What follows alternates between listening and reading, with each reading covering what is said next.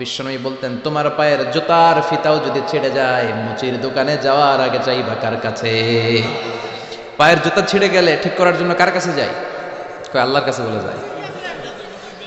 মুচির দোকানে যাই না? তো বিশ্বনবী বলেন, মুচির দোকানে যাওয়ার আগে আগে একবার আল্লাহর কাছে চাইও। সুবহানাল্লাহ পড়ে। বিশ্বনবী নামাজ শেষ করলেন। নামাজ শেষ করে বিশ্বনবী সাহাবাদের দিকে মুখ ফিরিয়ে বসতেন আর বলতেন আল্লাহু আকবার। কি বলতেন?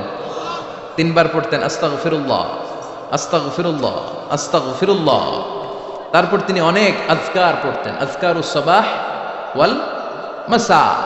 সকাল সন্ধ্যার জিকিরগুলো পড়ে উনি ওনার জিহ্বাটারে সিক্ত করে রাখতেন। আমাদের সময়ই হয় না, আমরা নামাজের পরে আল্লাহুম্মা আমিন, ইয়া আরহামার রাহিমিন, সব শেষ। কোনো তাসবিহ তাহলিল নাই, জিকির আজকার নাই। বিষ্ণুনবী এটা করতেন না, তাসবিহ পড়তেন। তো বিষ্ণুনবী প্রায় দেখতেন এক সাহাবী সালাম ফিরানোর পরে দেয় দৌড়। বিষ্ণুনবী একদিন বলে, এক বসো, দৌড়াও কেন? কাজ আছে। বিষ্ণুনবী বললেন, আরে তাসবিহ পড়ে, এটা বড় কাজ। সাহাবী বলে, ইয়া রাসূলুল্লাহ, আমি আল্লাহর কাছে কি চাবো? আমার তো চাওয়ার কিছু নাই। বিষ্ণুনবী বললেন, লবণ চাও, লবণ, নুন চাও, এটা নুন। লবণটাও আল্লাহর কাছে চাইতে বলেছে। সুবহানাল্লাহ পড়বেন না? এজন্য বিপদে আপদে কার কাছে যাব? ছেলে হয় না, কে দিবে? মেয়ে নাই, কে দিবে? ছেলে মেয়ে দুইটাই লাগবে, কে দিবে? আবার দেখেন কাউরে আল্লাহ ছেলেও দেয় না, মেয়েও দেয় না, আছে না নাই? তাহলে দেওয়ার মালিক কিন্তু একজন। চিৎকার করে বলতে হবে, তিনি কে? এটার নাম তাওহীদ। এটার নাম কি? তাওহীদ। আর এর বিপরীত যদি করেন তাহলে সব শেষ। আল্লাহ শিরক থেকে তুমি আমাদের বাঁচাও। সবাই পড়েন আমিন। আপনাদের কি শীতে ধরছে? কষ্ট হচ্ছে? আপনাদের সাউন্ডের ভলিউম এত কম কেন? হ্যাঁ, লক্ষ্মীপুর খাবারের লোকদের সাউন্ডের ভলিউম খুব কম, ভলিউম বাড়াইতে চায় না। সাউন্ড বাড়াইতে হবে, তাহলেই না কথা ইন্টারেক্টিভ হবে। আমি কথা বলবো, আপনারা শুধু শুনবেন, এই বক্তব্য আমি করি না। আমি ইন্টারেক্টিভ বক্তব্য করি, আমিও বলি, আমার শ্রোতারাও আমার সাথে কথা কয়। আলহামদুলিল্লাহ পড়েন। তো শেষ পর্যন্ত আমি যখন জিজ্ঞেস করবো, আপনাদেরকে উত্তর করতে হবে বাঘের বাচ্চার মতো। মুমিন তো এরকম ঝিমায় ঝিমায় উত্তর দেয় না। মুমিন ইমানের তেজদীপ্ত বলে বলিয়ান হয়ে ওঠে, ঠিক কিনা? মুমিন জ্বলে ওঠে আপন শক্তিতে, আছে না নাই? যে ইমান প্রয়োজনে জ্বলে ওঠে না, যে ইমান সত্য ন্যায়ের কথা বলে না, যে ইমান প্রয়োজনে জ্বলে ওঠে না, যে ইমান সত্য ন্যায়ের কথা বলে না, যে ইমান বাস্তবে নাই, যে ইমান অন্তরে নাই, মুখে শুধু ফাঁকা বলি, কি করে তারে বলো ইমানে বলি, কি করে তারে বলো ইমানে বলি, কি করে তারে বলো ইমানে বলি। চিল্লায় বলেন ঠিক কিনা?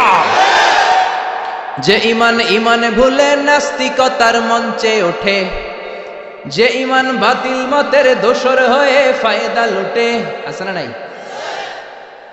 যে ইমান শুধুই কেবল খায়দায় আনন্দ করে, যে ইমান বোঝে না যে আরাকানে ভাইরা মরে, যে ইমান বাস্তবে নাই, যে ইমান অন্তরে নাই, মুখে শুধু ফাঁকা বলি, কি করে তারে বলো ইমানে বলি,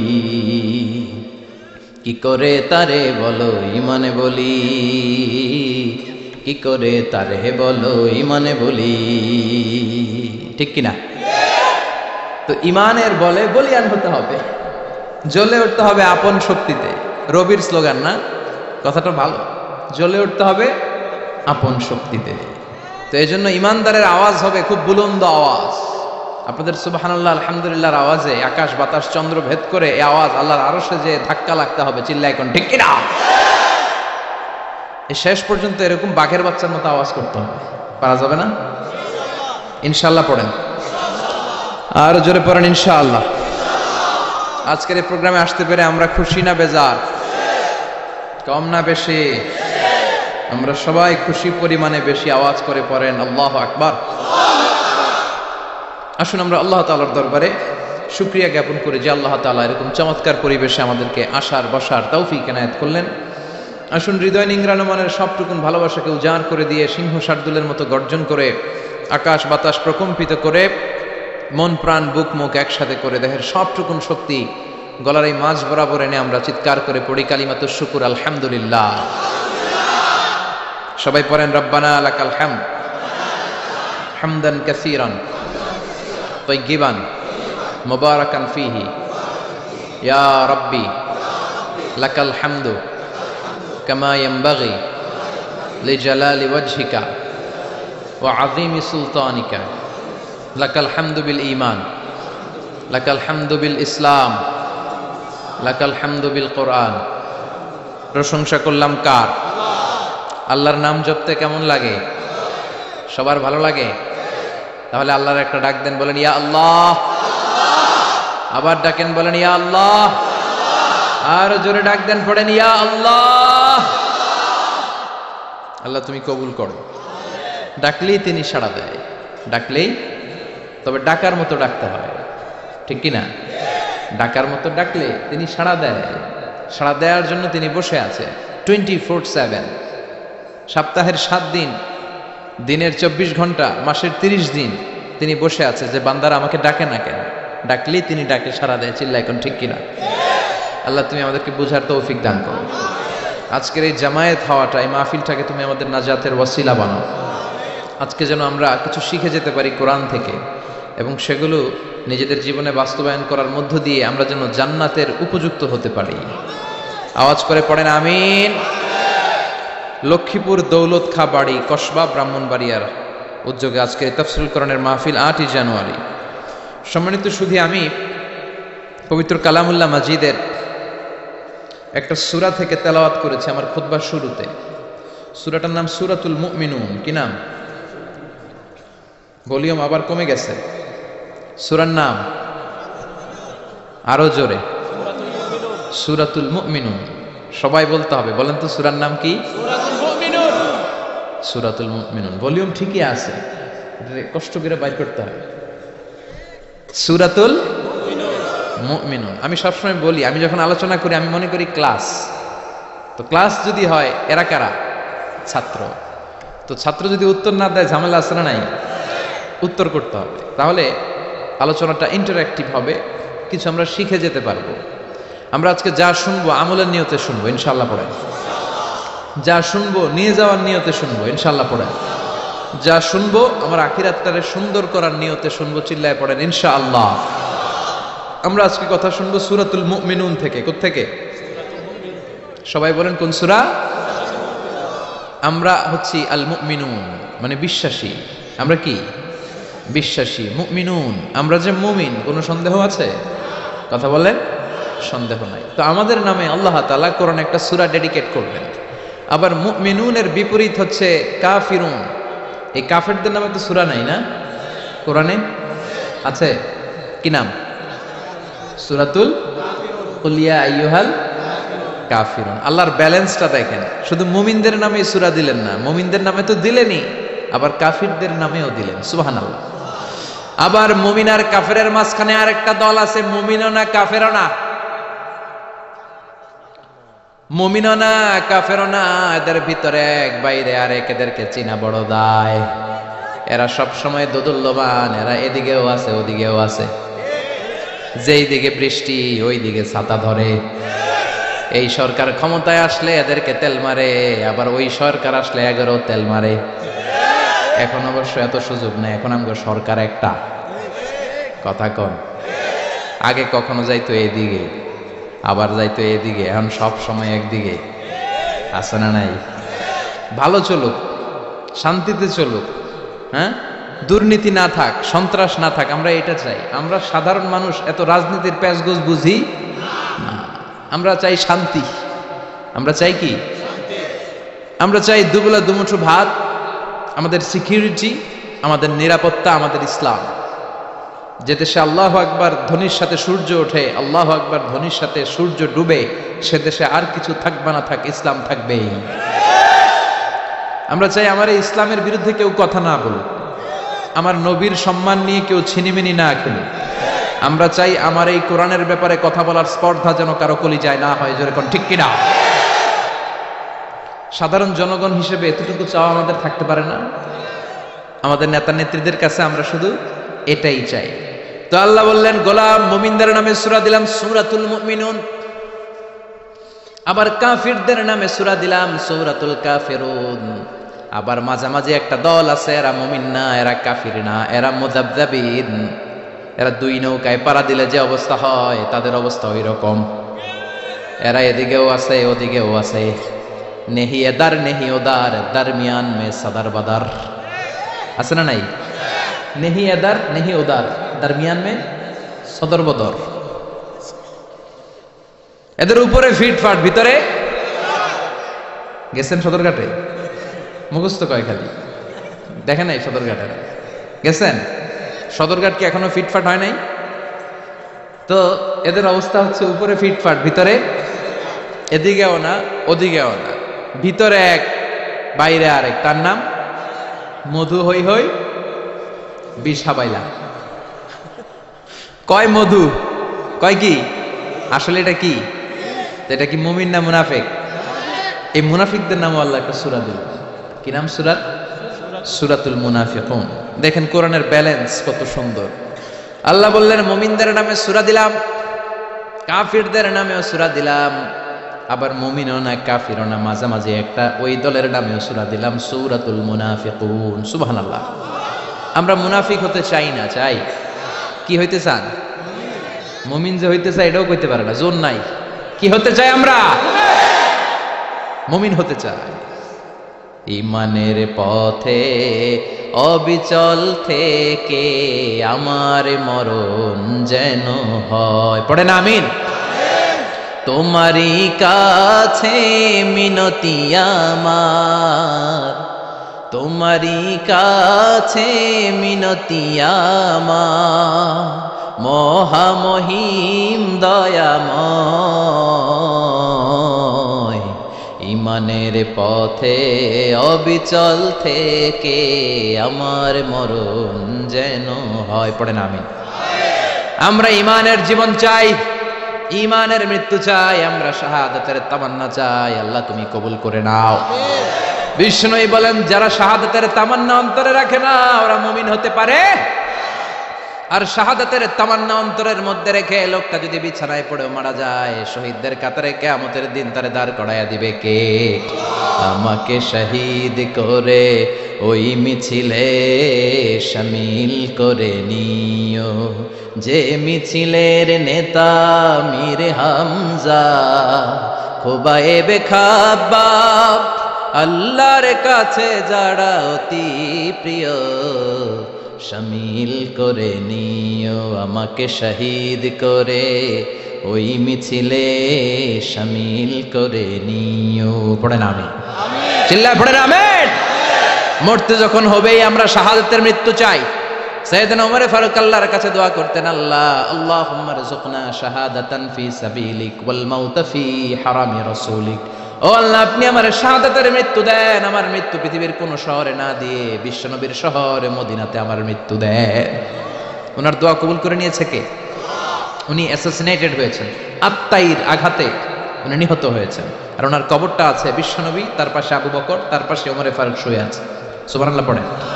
দুই সাথীকে পাশে নিয়ে হায় ঘুমিয়ে আছে নিঝুম নিরালায়, আমি সইতে পারি না বিরহ জ্বালা, ধন্য করো দিদারে ডেকে লও মাবুদ আল্লাহ, রওজা পাকের কিনারে। ঠিক কিনা? ডেকে লাও রাসূল আল্লাহ না, ডেকে লাও মাবুদ আল্লাহ। কারণ রাসূল আপনাকে দিদার দিতে পারে না, দিদার দিবে কে? বিশ্বনবীর স্বপ্নে দেখা অনেক বড় নিয়ামত, চাইলে বিশ্বনবীর স্বপন যোগে দেখা যায় না। আল্লাহ যারে এই নিয়ামত দিতে চায় তারে দেয়, সবাই রে আল্লাহ দেয়। এজন্য এই নিয়ামতটাও বিশ্বনবীর কাছে যাওয়া যায় না, চাইতে হবে কার কাছে? আল্লাহ আপনারে দিদার দিবে কি দিবে না এটা আল্লাহর চয়েস। বিশ্বনবী এসে আপনারে দিদার দিতে পারে না, আল্লাহর হুকুম না হলে বিশ্বনবীও দিদার দেন না। চিৎকার করে বলেন ঠিক কিনা? এজন্য আমরা আল্লাহর কাছে শাহাদাতের মৃত্যু চাই, আমরা আল্লাহর কাছে ঈমানের মৃত্যু চাই। পড়েন আমিন। আর জোরে পড়েন আমিন। দেখেন কোরআনের ব্যালেন্স। মুমিনদের নামে একটা সূরা, কাফিরদের নামে আবার মুনাফিকদের নামে, পুরুষদের নামেও সূরা আছে, আবার নারীদের নামেও সূরা আছে। সুবহানাল্লাহ বলেন। মানুষের নামেও সূরা আছে, জিনদের নামেও সূরা আছে। চিল্লায় পড়েন আল্লাহু আকবার। তো তারই ধারাবাহিকতায় আল কোরআন আল কারীমের 23তম সূরা সূরাতুল মুমিনুন থেকে আজকে আমরা কথা শুনবো। পড়েন ইনশাআল্লাহ। এই সূরাতে আল্লাহ তাআলা মুমিনদের 7টা গুণের কথা বলেছে। কয়টা? 7টা। মাত্র কয়টা?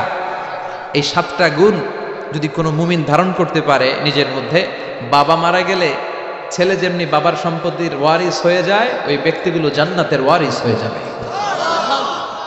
সূরাতুল মুমিনুন এটা নাজিলের একটা প্রেক্ষাপট আছে, ব্যাকগ্রাউন্ড। আমরা বলি শানে নুজুল বা সাবাবে নুজুল।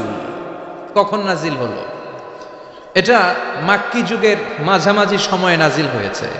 বিশ্বনবীর জীবনে 2টা পর্ব, 2টা ইনিংস, একটা মাক্কি ইনিংস আর একটা মাদানী ইনিংস। ইনিংস বুঝেন তো, ছেলে পেলে ক্রিকেট খেলে খুব, ইনিংস বললে সহজে বোঝে। একটা মাক্কি ইনিংস আর একটা মাদানী ইনিংস। এটা মাক্কি ইনিংসের মাঝামাঝি সময়ে নাজিল হয়েছে। তিরমিজিতে এবং মুসনাদে আহমদ ইবনে হাম্বলে হাদিসটা এসেছে। হাদিসের বর্ণনাকারী সাইয়েদনা ওমরে ফারুক, তিনি বলেন আমরা বিশ্বনবীর পাশে বসে আছি, হঠাৎ দেখি মৌমাছির ভনভন ভনভন শব্দ। ডানে বায়ে আমরা মৌমাছি খুঁজতে লাগলাম, কিন্তু খুঁজে দেখি কোনো মৌমাছি নাই। সুবহানাল্লাহ পড়েন। ওমরে ফারুক বর্ণনা করেন, সুনানে তিরমিজির হাদিস, মুসনাদে আহমদ ইবনে হাম্বলের হাদিস। ওমরে ফারুক বলেন সাহাবাদের সাথে বিশ্বনবী একদিন বসা ছিলেন, আমরা হঠাৎ করে মৌমাছির আওয়াজ শুনতে পেলাম। ডানে বায়ে সামনে পেছনে খুঁজে দেখি কোথাও কোনো মৌমাছি নাই। আমার আর বুঝতে দেরি হলো না, তাহলে এটা মৌমাছি না, বিশ্বনবীর উপরে কোরআনের আয়াত নাজিল করছে কে? বিশ্বনবীর কাছে 7টা প্রক্রিয়ায় কোরআনের আয়াত নাজিল হতো। আমরা এই যে একটা কিতাবের ভেতরে কোরআন পেয়ে গেছি, কি সুন্দর 30 পারা। বিশ্বনবীর কাছে কি আল্লাহ তাআলা এইভাবে একটা কোরআন হাতে তুলে দিছিল? কথা কর। 23 বছরের লম্বা ডিউরেশনে, 23 বছরের লম্বা সময়ে নাজমান নাজমান ইয়ানি কালিলান কালিলান, অল্প অল্প করে হাসবা হাওয়াইজিল বাশার, মানব জাতির প্রয়োজন অনুসারে কোনদিন 1 আয়াত, কোনদিন 10 আয়াত, কোনদিন 5 আয়াত, এভাবে করে করে 23 বছরের লম্বা জিন্দেগিতে আল্লাহ পুরো কোরআনটা বিশ্বনবীর উপর নাজিল করেছে। বিশ্বনবীর কাছে এই যে কোরআন নাজিল হতো, এগুলোর অনেকগুলো প্রক্রিয়া আছে। সহিহ হাদিসে এসেছে অনেকগুলো প্রক্রিয়া পাওয়া যায়। 1 নাম্বার প্রক্রিয়া, মিসলা সালসালাতিল জারাস, ঘন্টার ধ্বনির মতো বিশ্বনবীর কাছে কোরআন পাঠাতো কে? ঘন্টা চিনেন না? এদিকে হাই স্কুল আছে লক্ষ্মীপুরে, আছে? এই হাই স্কুলে বা প্রাইমারি স্কুলে ছুটির সময় দপ্তরি ঘন্টা বাজায় না? ঘন্টা বাজালে কি হয়? আওয়াজ হয়। বিশ্বনবী বলেন ঘন্টার ধ্বনির মতো বিকট আওয়াজে রব্বুল আলামিন আমার কাছে কোরআন পাঠাতো। এই পদ্ধতিতে বিশ্বনবীর কাছে যখন কোরআন আসতো, প্রচন্ড শীতের রাতে বিশ্বনবী ঘামতে ঘামতে হয়রান হয়ে যেতেন। সুবহানাল্লাহ, কি মজার কোরআন আমরা পাইছি, খুলি আর পড়ি। বিশ্বনবী এই কোরআনকে রিসিভ করতে কত কষ্ট করেছেন। শীতের রাতে, কনকনে শীতের রাতে এই কোরআনকে রিসিভ করতে যে উনি ঘেমে একাকার হয়ে যেতেন। এই হলো একটা প্রক্রিয়া, ঘন্টার মতো কোরআন আসতো। 2 নাম্বার প্রক্রিয়া, মিন ওয়ারাইল হিজাব, পর্দার অন্তরাল থেকে আল্লাহ নিজেই কোরআন পাঠিয়ে দিতেন। বিশ্বনবী আল্লাহরে সরাসরি দেখে নাই। মেরাজের রাতে যখন আল্লাহর দিদারের জন্য গিয়েছিলেন, কথা শুনেছেন কিন্তু দেখে নাই। দুনিয়ার বুকে থেকে আল্লাহরে দেখা যাবে? জান্নাতে না ঢুকে আল্লাহরে দেখা যাবে নাকি? কথা বলেন। আল্লাহর সৌন্দর্য দেখার মতো কোয়ালিটি আমাদের আছে? আল্লাহর চেয়ে সুন্দর কেউ আছে? দুনিয়া সুন্দর, মানুষ সুন্দর, আসমান সুন্দর, জমিন সুন্দর, সুন্দরে সুন্দরে পাল্লা, জানি না কত সুন্দর তুমি আল্লাহ, জানি না কত সুন্দর তুমি আল্লাহ। সুবহানাল্লাহ পড়েন। মেরাজের রাতে আল্লাহর দেখেন নাই, পর্দার এপাশ থেকে আল্লাহ কথা বলে আর নবী শুনে, নবী কথা বলে আল্লাহ শুনে। সুবহানাল্লাহ। এই পর্দার ওই পাশ থেকে সরাসরি আল্লাহ ওহী করেছেন, বিশ্বনবী রিসিভ করেছেন। গেল 2 পদ্ধতি।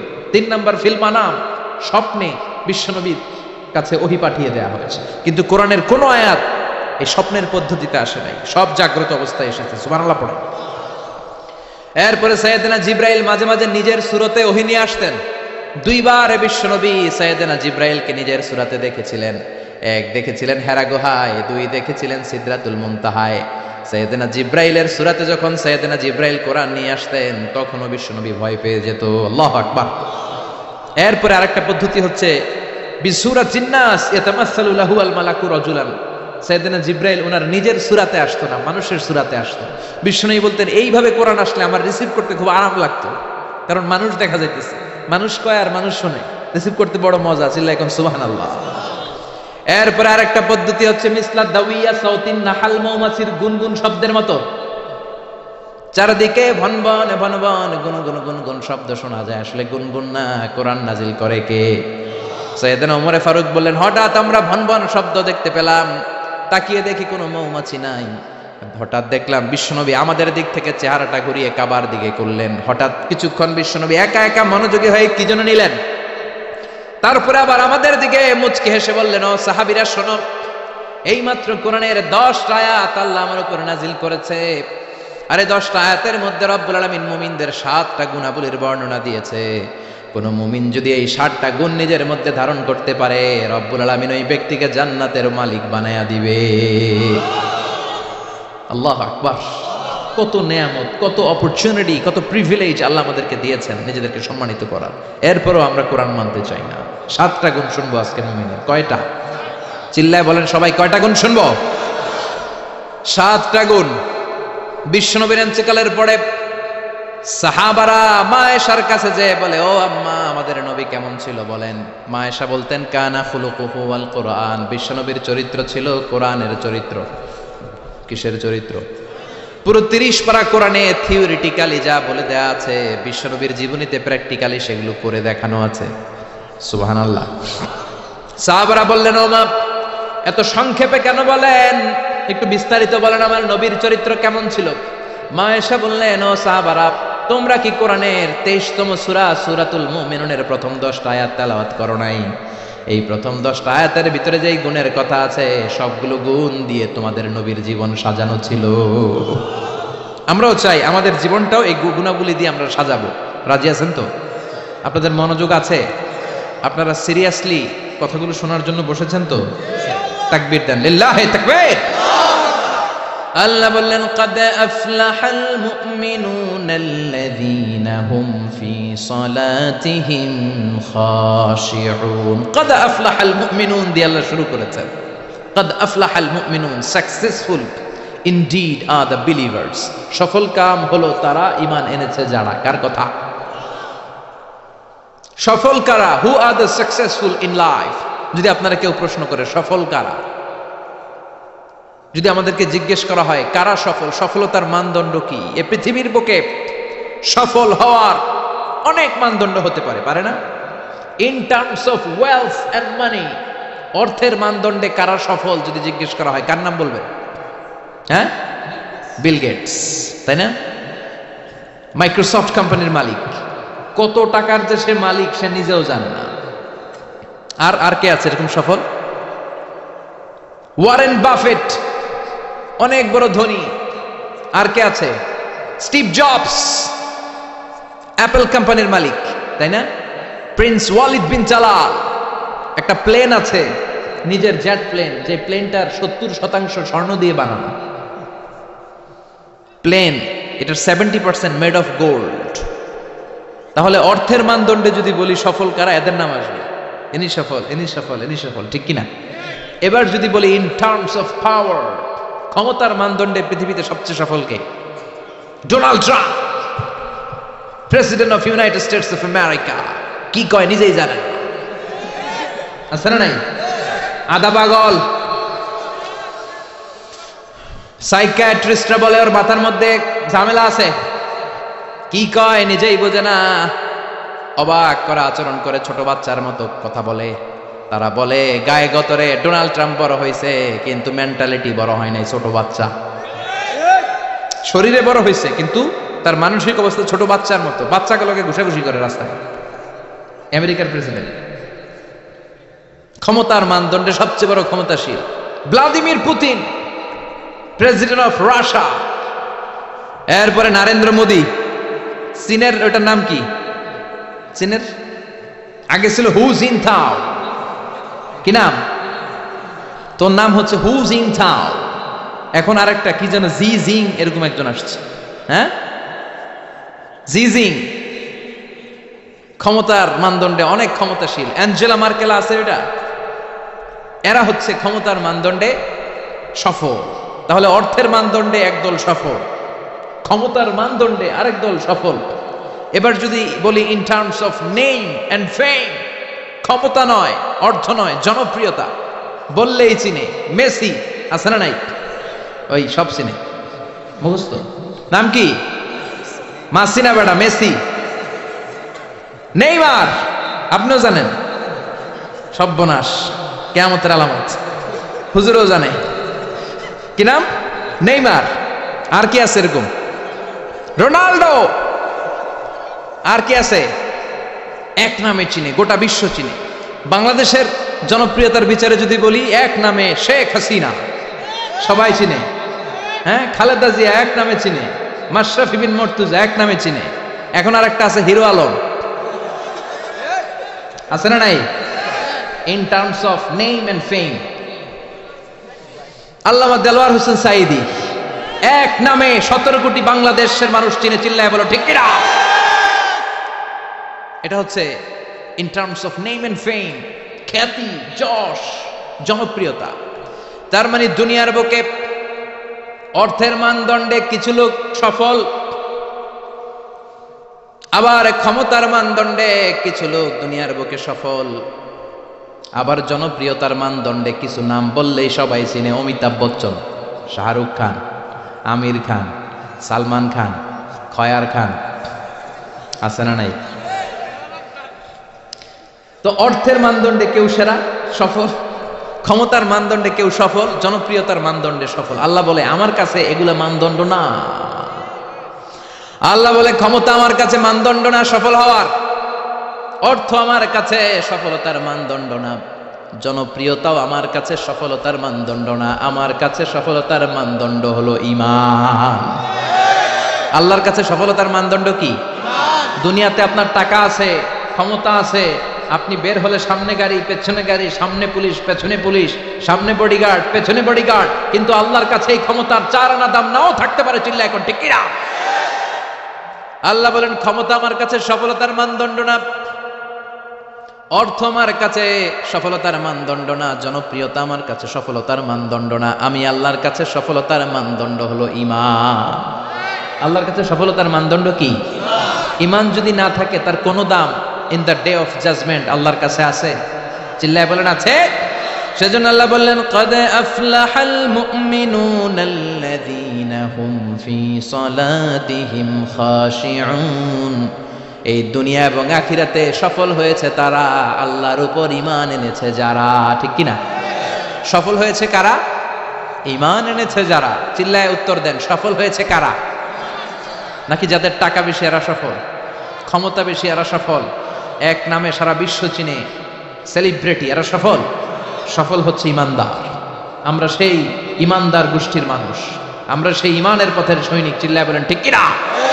আল্লাহ বললেন ক্বাদ আফলাহাল মুমিনুনাল্লাযীনা হুম ফি সালাতিহিম খাশিউন। আমার কাছে সফলতার মানদণ্ড হলো ঈমান।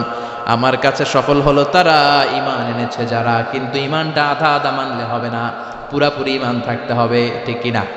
কেউ যদি বলে কোরআনের আধা মানি না, মুমিন না কাফের? কেউ যদি বলে আমি এই সূরা মানি ওই সূরা মানি না, মুমিন না কাফের? কেউ যদি বলে আমার যেটা ভাল লাগে, আমার দলের জন্য যেটা সুবিধা ওইটা মানি, আমার দলের জন্য যেটা ঝামেলা ওইটা মানি না, এরকম আছে না নাই? মিষ্টি খাওয়ার সুন্নত মানে, মায়ের খাওয়া যে সুন্নত মানে না, আছে না নাই? মিষ্টি মিষ্টি কথা মানে, ঝুঁকি নেওয়া যে সুন্নাত ওইটা মানে না, এরকম আছে না নাই? সুন্নাত নয় শুধু সুমধুর আলাপন, আর সুন্নাত হলো হুঙ্কার গর্জন। ঠিক কিনা? সুন্নাত শুধু নয় নির্জন ধ্যানে যাওয়া, আর সুন্নাত হলো পাথরের আঘাত খাওয়া। মহাব্বতে তার সুদিনের সাথী তুমি, দুর্দিনেও তার পাশে থাকো কি? আরো কিছু সুন্নাত আছে তুমি জানো কি, জানলেও জীবনে কখনো তা মানো কি, সুন্নাত নয় শুধু দাওয়াতের মেহমান, সুন্নাত নয় শুধু খাওয়া শেষে মধুপান, আরো কিছু সুন্নাত আছে তুমি জানো কি, জানলেও জীবনে কখনো তা মানো কি। চিল্লায় বলেন ঠিক কিনা? তার মানে আল্লাহর কাছে সফলতার মানদণ্ড হলো ঈমান, কিন্তু সাধারণ ঈমান নয়, ঈমানটা হতে হবে পূর্ণাঙ্গ ঈমান। কিছু মানলাম না এমন করা যাবে? মানলে পুরোটাই মানতে হবে। কার কথা? চিল্লায় বলেন কথাটা কার? আবার আল্লাহ বললেন ঈমান আনলে নির্ভেজাল ঈমান থাকতে হবে। ওই ঈমানের মধ্যে শিরক থাকলে হবে নাকি? কথা কোন? আল্লাহ বললেন ওয়াল্লাযীনা আমানু ওয়া লাম ইয়ালবিসু ঈমানাহুম বিযুলমিন উলাইকা লাহুমুল আমনু ওয়া হুম মুহতাদুন।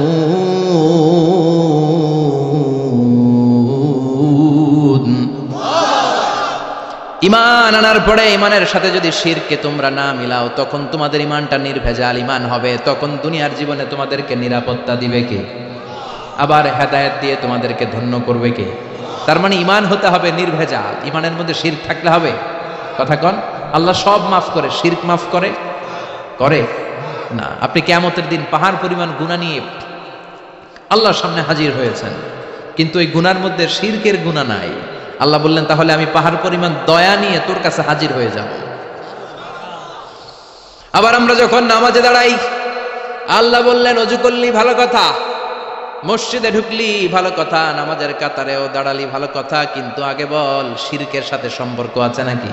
আমরা বলি ওয়াজ্জাহাতু ওয়াজহিয়া লিল্লাযী ফাতারাস সামাওয়াতি ওয়াল আরদা হানিফান ওয়া মা আনা মিনাল মুশরিকিন। আমরা নামাজের শুরুতে ঘোষণা দেই আল্লাহ ওমা আনা মিনাল, আল্লাহ আমরা শিরক করি না, শিরকের সাথে আমাদের কোনো সম্পর্ক। আবার যখন হজ করতে যাই, লক্ষ লক্ষ হাজি সাহেবান আরাফাতের ময়দানে কাঁদে, আল্লাহর কাছে ডাকে, আল্লাহরে ডাকতে থাকে। আল্লাহ বলে ডাকাডাকি পরে কর, হজ পরে কর, আগে বল শিরক করস নাকি? তখন সবাই ঘোষণা দেয় লাব্বাইক আল্লাহুম্মা লাব্বাইক, লাব্বাইক লা শারীকা লাক লাব্বাইক, আল্লাহ আপনার সাথে শরীক করি না। এই ঘোষণা দেওয়ার পরে এরপরে হজ কবুল হয়, এরপরে সালাত কবুল হয়। তাহলে ঈমান হতে হলে এটা নির্ভেজাল ঈমান হতে হবে। ওই ঈমানের সাথে শিরকের কোনো ছোঁয়া, কোনো ছিটে ফোঁটা সেখানে থাকতে পারবে। আল্লাহ বলে ঈমান যদি নির্ভেজাল হয় আর যদি ঈমানটা পাকাপোক্ত হয়, তাহলে তোমাদের সাহায্যের জন্য গায়েবী মদদ আমি পাঠিয়ে দেব। সুবহানাল্লাহ। ওয়ালা তাহিনু ওয়ালা তাহজানু ওয়া আনতুমুল আ'লাউনা ইন কুনতুম মুমিনিন। ভয় নাই, বিপদ নাই, চিন্তা নাই। ইমানদারের মতো যদি ইমানদার হও, ইমানটা যদি ওই রকম হয়, তাহলে কোনো চিন্তা নাই, আমি আল্লাহর সাহায্য তোমাদের সাথে আছে না নাই?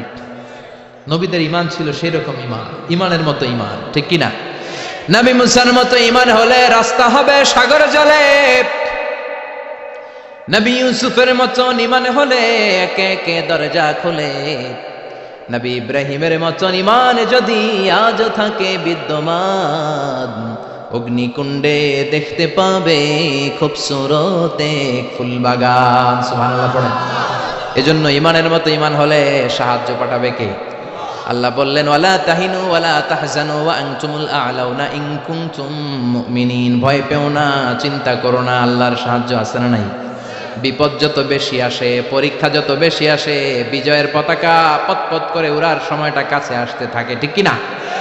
আকাশে যখন ঘুটঘুটে বেশি অন্ধকার দেখা যায়, প্রচন্ড অন্ধকারে যখন আকাশ একেবারে ছেয়ে যায়, রাত্রি যখন গভীর হয়ে যায়, সুবহে সাদিকের আলো আসার সময়টা কাছে আসতে থাকে, ঠিক কি না? গর্ভবতী নারীর পেটের প্রসব বেদনা যত বেড়ে যায়, নতুন মেহমান দুনিয়াতে আসার সময় ঘনাতে থাকে। তেমনি ইমানদারের উপর আযাব গজব অত্যাচার যত বাড়তে থাকে, ইসলামের বিজয়ের সময়টাও কাছে আসতে থাকে। এজন্য ঈমান হতে হবে ঈমানদারের মতো, ঈমান হতে হবে পাক্কা ঈমান। চিল্লায় বলেন ঠিক কিনা?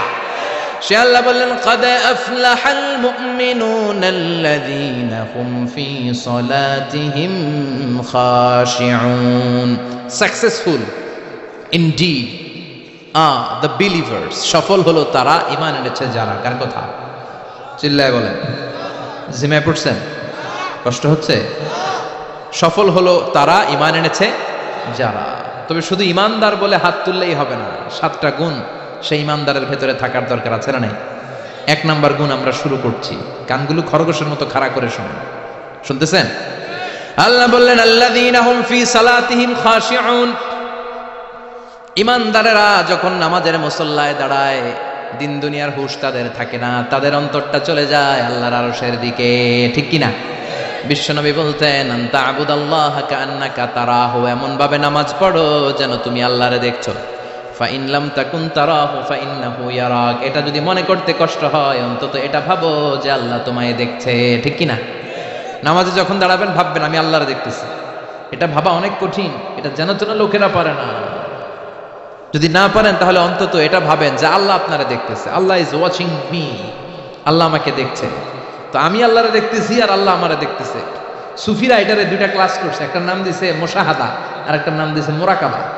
মুশাহাদা মানে আমি নিজে দেখি, আর মুরাকাবা মানে আমি দেখি না, আমারে দেখে কে? কেউ যেটা দেখে না দেখে কে? কেউ যেটা শোনে না শোনে কে? আল্লাহ আপনারা দেখতেছে। নামাজের মুসল্লা এই চিন্তাটা করলে খুশু খুদু বাড়ায় দিবে কে? খুশু মানে ভয়। কার ভয়? কথা বলেন। যাদের হৃদয়ে আছে আল্লাহর ভয় তারা কভু পথ ভুলে যায় না। আল্লাহর প্রেম ছাড়া এই দুনিয়ায় কারো কাছে কোনো কিছু চায় না। রাতের আধারে যারা সেজদাতে রয় দু চোখের শ্রুতে নদী যেন বয়। রাতের আধারে যারা সেজদাতে রয় দু চোখের শ্রুতে নদী যেন বয়। ছলনার হাতছানি যতই আসুক পেছনে ফিরেও সে তাকায় না। যাদের হৃদয়ে আছে আল্লাহর ভয় তারা কভু পথ ভুলে যায় না। আল্লাহর প্রেম ছাড়া এই দুনিয়া কারো কাছে কোনো কিছু চায় না, কারো কাছে কোনো কিছু চায় না, ঠিক কি না? খুশু মানে আল্লাহর ভয়। আল্লাহর ভয় নিয়ে যদি কেউ মুসল্লার মধ্যে নামাজের জন্য দাঁড়ায় তার মন ডানে বায়ে কোনো দিকে যেতে পারে নাকি? কথা বলেন। তার নজরটা থাকবে তার সিজদার দিকে। বান্দা যখন সিজদা থেকে নজর ডানে নেয় আল্লাহ বলে বান্দা ফিরে আয়। আবার যখন বাম দিকে নজর করে আল্লাহ ডাক দিয়ে বলে আকবিল ইয়া ইবাদি, আকবিল ফিরে আয়। আবার যখন উপরের দিকে তাকায় বলে ফিরে আয়। এরকম আছে না নাই? নামাজও পড়ে এমনি, নামাজও পড়ে আবার এমনি চায়, নামাজও পড়ে আবার ঘরের দিকে চায়, আছে না নাই? না, আল্লাহ বলে আকবিল, বান্দা ফিরে আয়, ফিরে আয়, তাকাবি তো সিজদার দিকে। 3 বার নজর ডানে বায়ে যখন ঘোরানো হলো, 3 বারও যখন নজর ফিরায় না আল্লাহ তখন ডেকে বলে লা হাজাত আলি লা সলাতিক, এই নামাজের কোনো দরকার আমার নাই।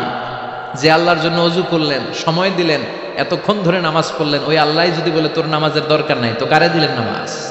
এজন্য নামাজের মধ্যে তাড়াহুড়ো করা যাবে? খুশু খুদু, খুশু মানে আল্লাহর ভয়। নামাজে যখন দাঁড়াবেন শুধু নিজেরাই মুসল্লি বানাবেন না, মনটারেও মুসল্লি বানাবেন। আমরা শুধু নিজেরা নামাজি হই, মনটারে নামাজি বানাই না। আমি ঠিকই আল্লাহু আকবার, মন চলে গেছে সৌদি আরব, মন চলে গেছে হিন্দি সিনেমার দিকে, মন চলে গেছে দোকানের দিকে, মন চলে গেছে ক্রিকেট খেলায়, আছে না নাই? উনি কিন্তু মুসল্লি, মসজিদে উনি কি মুসল্লি, উনি হাতে পায়ে একেবারে মুসল্লি, কিন্তু মনটারে মুসল্লি বানায় না। এজন্য মনটারেও নামাজি বানাতে হবে। আমরা বলি মনটারে কাজ দেন, মনটারে কখনো অলস বসে থাকতে দেয়া যায় না। আপনিও মুসল্লি হবেন, মনটারেও মুসল্লি বানাতে হবে, তা না হলে মন ডানে বায়ে ঘুরবে। মনের আরবি হচ্ছে কলব।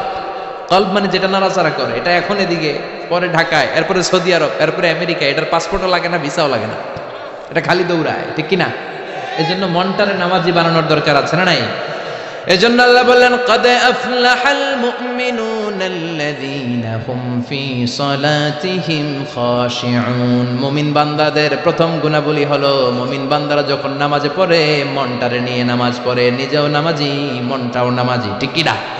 আমাদের অনেকের নামাজে মন বসে না। আমাদের অনেকে বলে হুজুর নামাজে দাঁড়ালে মন সাথে থাকে না, নামাজে শুধু ভুল হয়, সূরা যে কয়বার পড়ে নিজেও জানি না। এরকম আছে না নাই? এদিকে ওদিকে চলে যায়। এখন মনটারে কিভাবে আপনি এক জায়গায় আনবেন? কনসেন্ট্রেট করবেন কিভাবে। বিশ্বনবী একবার মসজিদে ঢুকে দেখলেন এক সাহাবী নামাজ পড়তেছে, আল্লাহু আকবার, নামাজের মধ্যে এরকম করতেছে।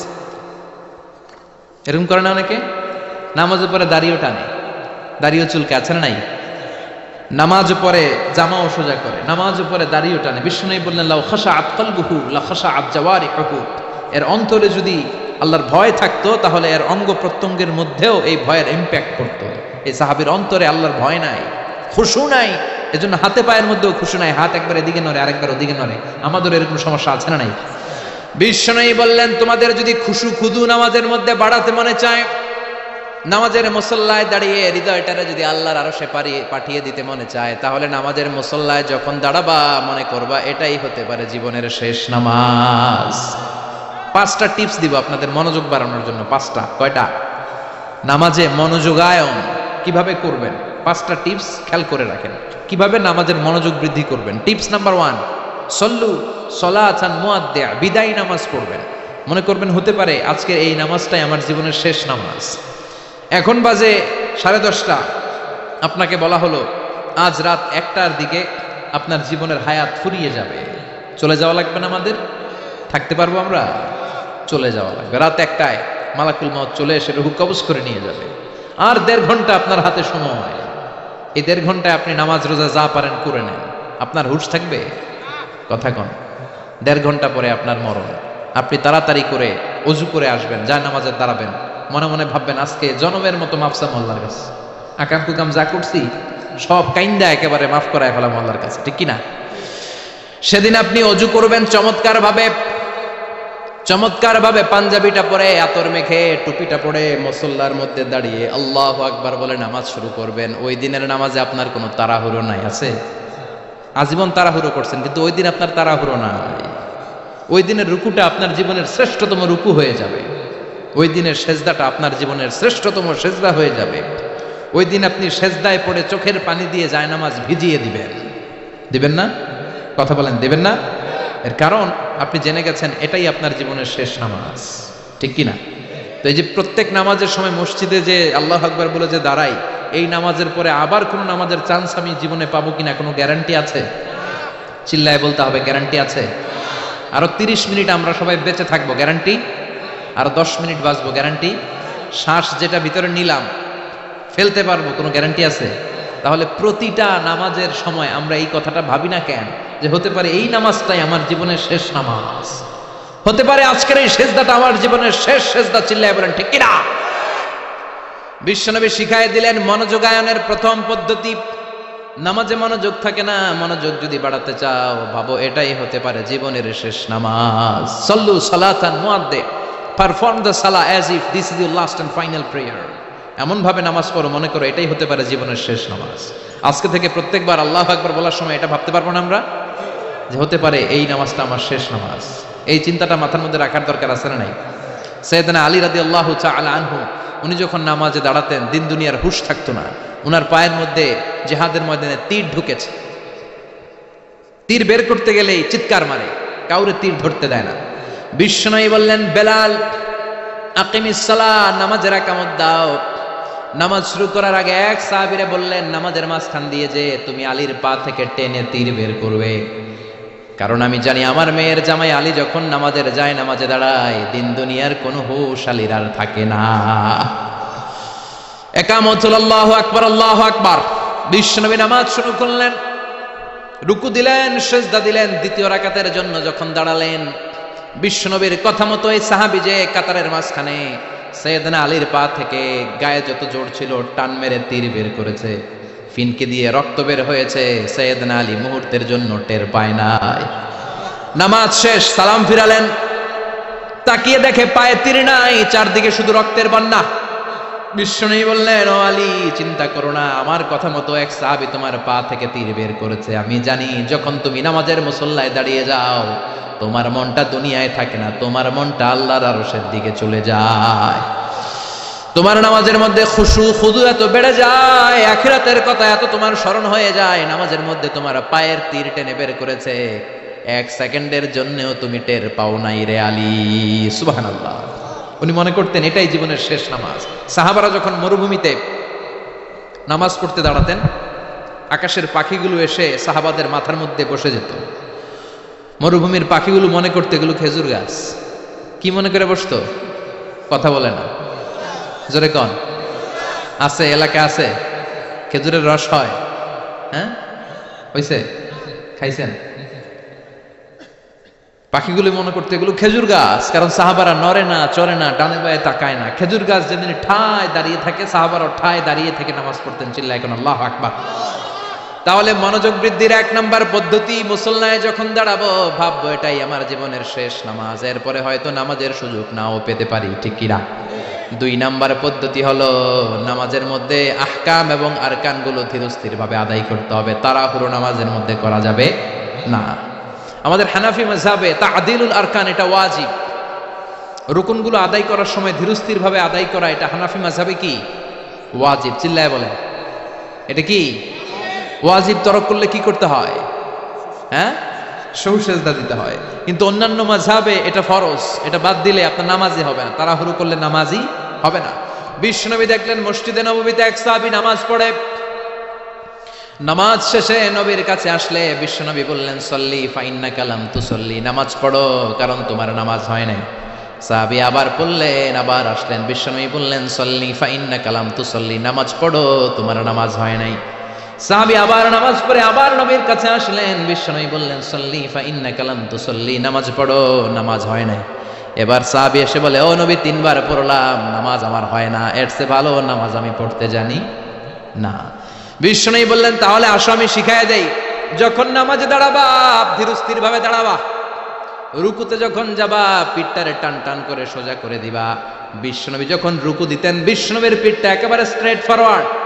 সাহাবারা বলতেন বিশ্বনবীর রুকু দেওয়া পিঠের উপরে যদি পানি ভর্তি একটা গ্লাস রেখে দেওয়া হয়, পানিগুলা কাঁপবে না, গ্লাসটাও পড়বে না।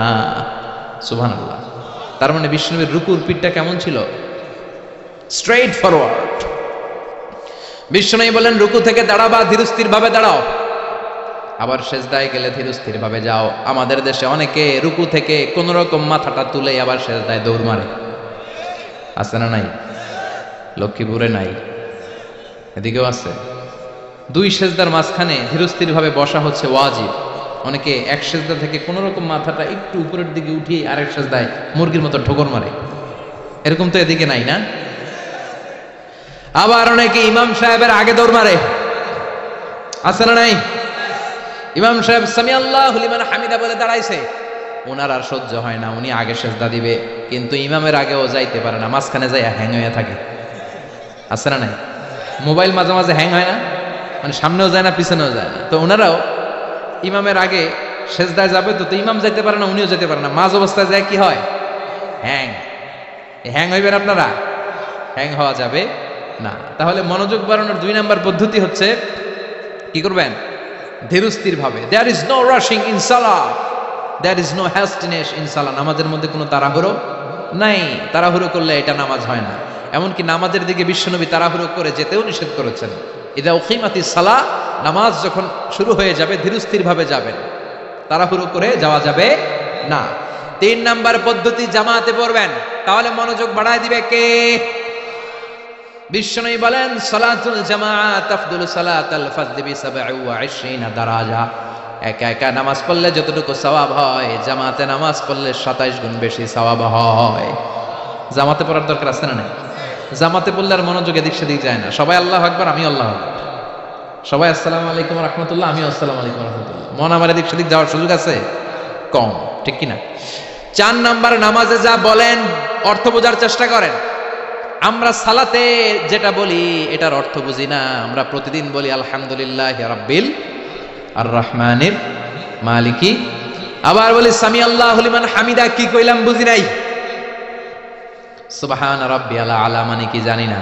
আত-তাহিয়াত লিল্লাহি ওয়াস সালাওয়াত ওয়াত তাইয়্যিবাত অর্থ কি জানি না। এজন্য সালাতে যা বলেন এটা বুঝে বুঝে বলার চেষ্টা করেন।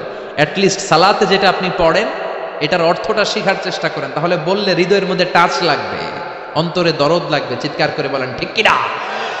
5 নাম্বার পদ্ধতি, নামাজের মধ্যে যে সুন্নাতগুলো আছে সুন্নাতগুলো আদায় করবেন, তাহলে নামাজের মধ্যে মনোযোগ বাড়ায়া দিবে কে?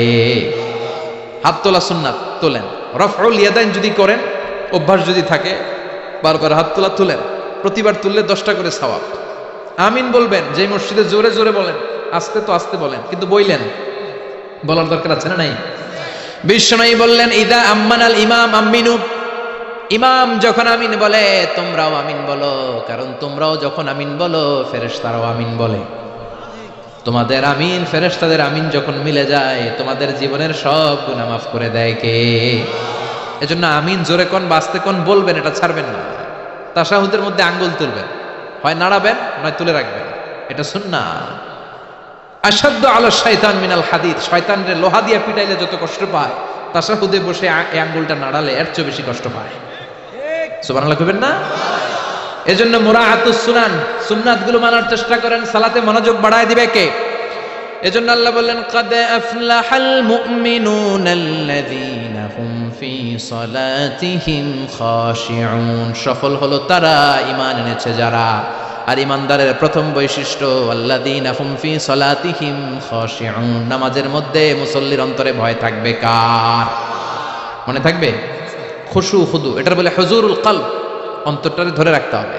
2 নম্বর আল্লাহ বললেন ওয়াল্লাযীনা হুম আনিল লাগবি মুরিদুন, মুমিন বান্দার 2 নম্বর গুণ অনর্থক কাজ থেকে তারা দূরে থাকে। অনর্থক কোনো বিষয়ের দিকে মুমিন কখনো যায়? লাগবুন মানে অনর্থক বিষয়, মুরিদুন তারা মুখ ফিরিয়ে নেয়। অনর্থক কোনো কাজে মুমিন যায়? যেই কাজে সওয়াব নাই ওই কাজ মুমিন করে? যেই কাজে গুনাহ হয় ওই কাজে যাওয়া যাবে? কথা বলেন। মুমিন যাবে ওই কাজে যেই কাজ করলে মানবতার কল্যাণ আছে না নাই? মুমিন করবে ওই কাজ যেই কাজ করলে আমলনামাটারে সওয়াব দিয়ে পূর্ণ করে দিবে কে? এজন্য বিশ্বনবী বলতেন মিন হুসনি ইসলামিল মারই তারকুহু মা লা ইয়ানি, ব্যক্তির ইসলামের সৌন্দর্য হলো ব্যক্তি তার জীবন থেকে অনর্থক সব কাজ বের করে দিবে। যাই করবেন অর্থবোধক হইতে হবে। অনর্থক কোনো কাজ করা যাবে? কথা কন। আপনি যেটা বলবেন এটার জন্য অর্থ থাকে, আপনি যেটা করবেন এটার জন্য অর্থ থাকে। আপনি যে অর্থটা খরচ করবেন, সম্পদ খরচ করবেন, এটাও অনর্থক অপ্রয়োজনে খরচ করা যাবে? অপ্রয়োজনে কোনো কাজ করা যাবে? কারণ মুমিন জানে মুমিনের মুখ দিয়ে যেটাই বের হয় এটা লেখার জন্য ফেরেশতা আছে না নাই? কিরামান কাতিবিনা ইয়ালামুনা মা তাফআলুন,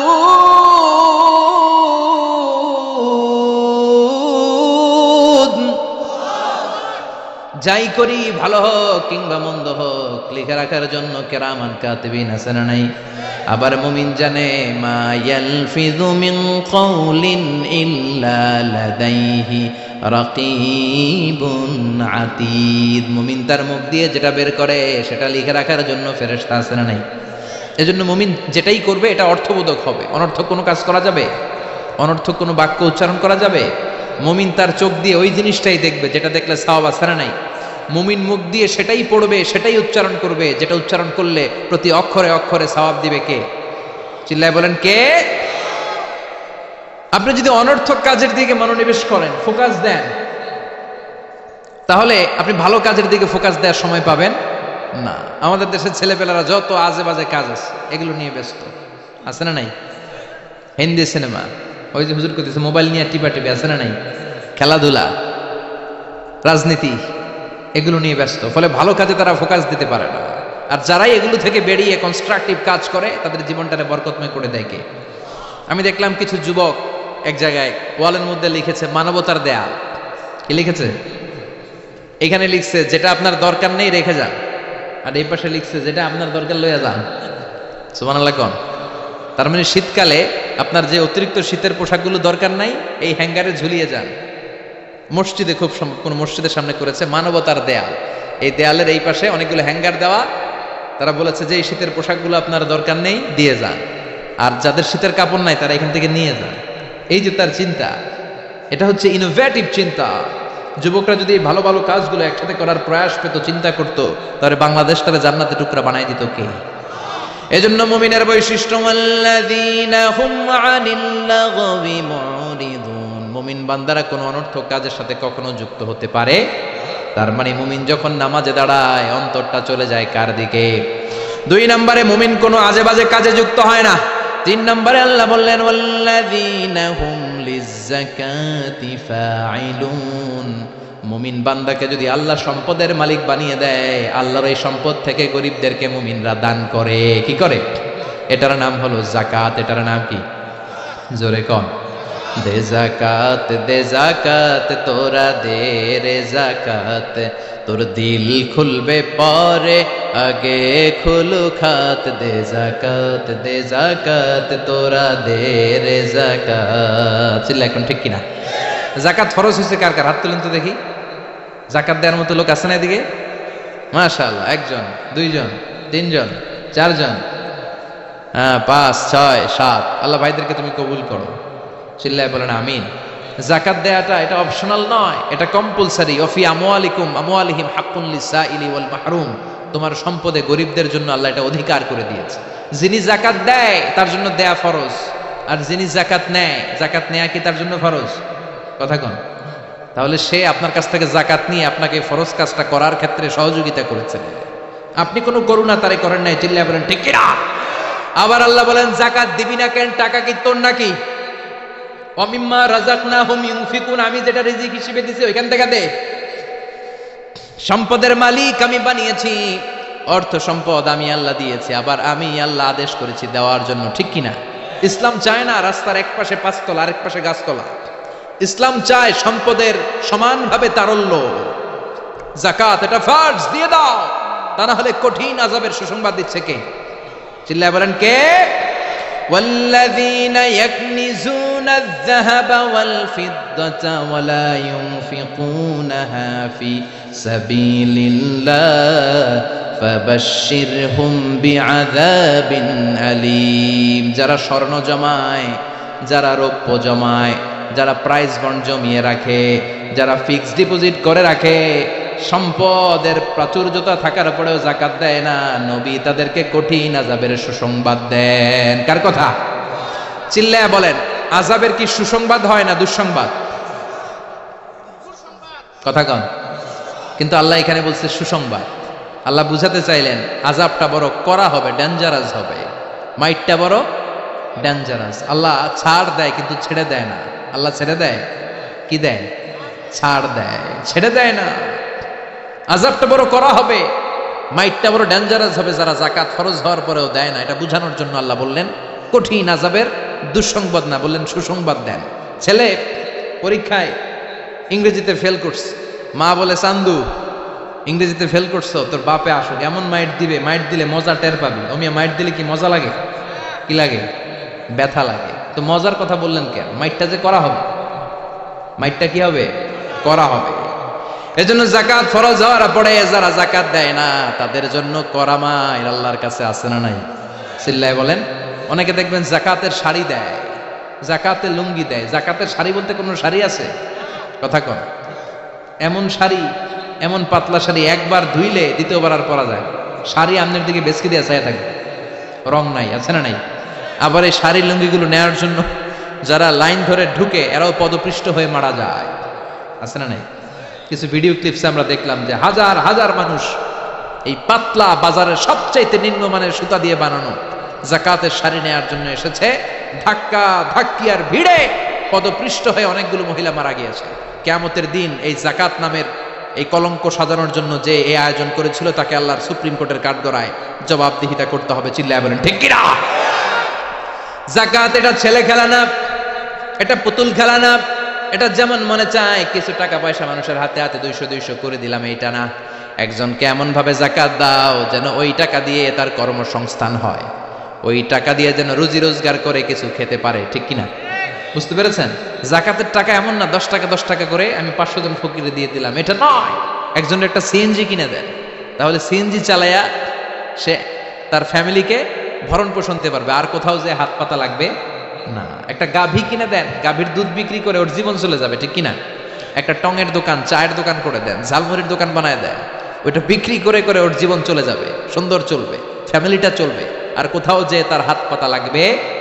এটা হচ্ছে যাকাত দেওয়ার পদ্ধতি। আল্লাহ আমাদেরকে বোঝার তৌফিক দাও। চিল্লায় পড়েন আমিন। এরপর আল্লাহ বললেন ওয়াল্লাযীনা হুম লিফুরুজিহিম হাফিযুন। মুমিন বান্দার 4 নম্বর গুণ, তারা তাদের লজ্জাস্থানের হেফাজত করে, তাদের প্রাইভেটকে তারা হেফাজত করে। লজ্জাস্থানের হেফাজত, যুবকদের ওয়াজ, বিশ্বনবী বলেন মাইয়াদমান লি মা বাইনা লিহিয়াইহি ওয়া মা বাইনা রিজলাইহি আদমান লাহুল জান্নাহ। আমার কোন উম্মত তার দুই চোয়ালের মাঝখানে যা আছে মানে জিহ্বা, এই জিহ্বার দুই পায়ের মাঝখানে যা আছে তার প্রাইভেট, তার লজ্জাস্থানের গ্যারান্টি যদি আমারে দেয় যে এই দুইটা অঙ্গের কোনো পাপ গুনাহ সে করবে না, আমি তাকে জান্নাতের গ্যারান্টি দেই। সুবহানাল্লাহ বাড়িতে যায় বলেন। এজন্য আল্লাহ বললেন যুবকেরা খবরদার নজরকে নিচের দিকে করো। কুল লিল মুমিনিনা ইয়াগুদ্দু মিন আবসারিহিম ওয়া ইয়াহফাযু ফুরুজাহুম। আল্লাহ বললেন ও যুবক নজরটারে নিচের দিকে নামাও, কারণ নজরটা বড় ভয়ঙ্কর। আন-নাযার সাহামুন মাসমুম মিন সিহামি ইবলিস। এই নজর হচ্ছে শয়তানের বিষ মাখানো তীরবানের মধ্য থেকে ভয়ঙ্কর একটা তীরবান। এই তীর দিয়ে শয়তান যুবক যুবতীদেরকে কাবু করে ফেলে, ঠিক কি না? প্রথমে নজর, হুট করে কেউ পাপ কাজ করে না, আগে নজর, তারপরে স্পর্শ, তারপরে পাপ কাজ, আছে না নাই? এজন্য নজরের হেফাজত করতে বলেছে কে? আল্লাহ বললেন ওয়াল্লাযীনা হুম লিফুরুজিহিম হাফিযুন। মুমিন বান্দার 4 নাম্বার গুণাবলী হলো মুমিন বান্দারা তাদের লজ্জাস্থানের হেফাজত করে, তারা তাদের নজরকে হেফাজত করে। বিশ্বনবী নিজের মেয়ের জামাতা আলীরে বললেন ও আলী নজরকে বাঁচাও। ভুল করে নজর যদি একবার কোন নারীর চেহারার দিকে পড়ে যায় রে আলী, দ্বিতীয়বার দিও না, একবার ক্ষমা, দ্বিতীয়বার গুনাহ, ঠিক কি না? এজন্য নজর হেফাজতের দরকার আছে না নাই? কয়টা গেল? 4টা। এরপর আল্লাহ বললেন ওয়াল্লাযীনা হুম লিআমানাতিহিম ওয়া আহদিহিম রাউন। মুমিন বান্দার 5 নাম্বার গুণাবলী হলো মুমিন বান্দারা আমানতের খেয়ানত করে না, করে আমানতের হেফাজত করে, আর প্রতিশ্রুতি দিলে প্রতিশ্রুতি রাখে। আমানত, ট্রাস্টওয়ার্দিনেস। বিষ্ণুবীর নাম ছিল আল আমিন আস-সাদিক। শব্দটা হবে মাকবার, মানে কবর। কারো কবরে যাওয়া, জিয়ারত করা এটা সুন্নাহ। কবর দেখলে আমরা সালাম দেই, ঠিক কি না? এটা সুন্নাহ। তবে কবরে শুয়ে থাকা ব্যক্তির কাছে চাওয়া যায় না। চাওয়া যায়? ইযা সাআলতা ফাসআলিল্লাহ, যখন চাইবে কার কাছে চাইবে? ওয়া ইযা ইসতাআনতা ফাসতাইন বিল্লাহ, সাহায্যের হাত যদি পাতো কার কাছে পাতবো? ওনার ভান্ডারে কমতি আছে, ঘাটতি আছে? আমাদের যার যা লাগবে সবও যদি উনি দিয়ে দেয়, ওনার কমতি পড়বে নাকি? সুবহানাল্লাহ পড়েন। এজন্য মাজারে মানত না করলে সন্তান পাওয়া যায় না, এটা ভুয়া কথা, তাই না? তাহলে ছাগলের বাচ্চা হয় কেমনে? গরুর বাচ্চা হয় কি করে? এরা তো কোথাও মানত করে না।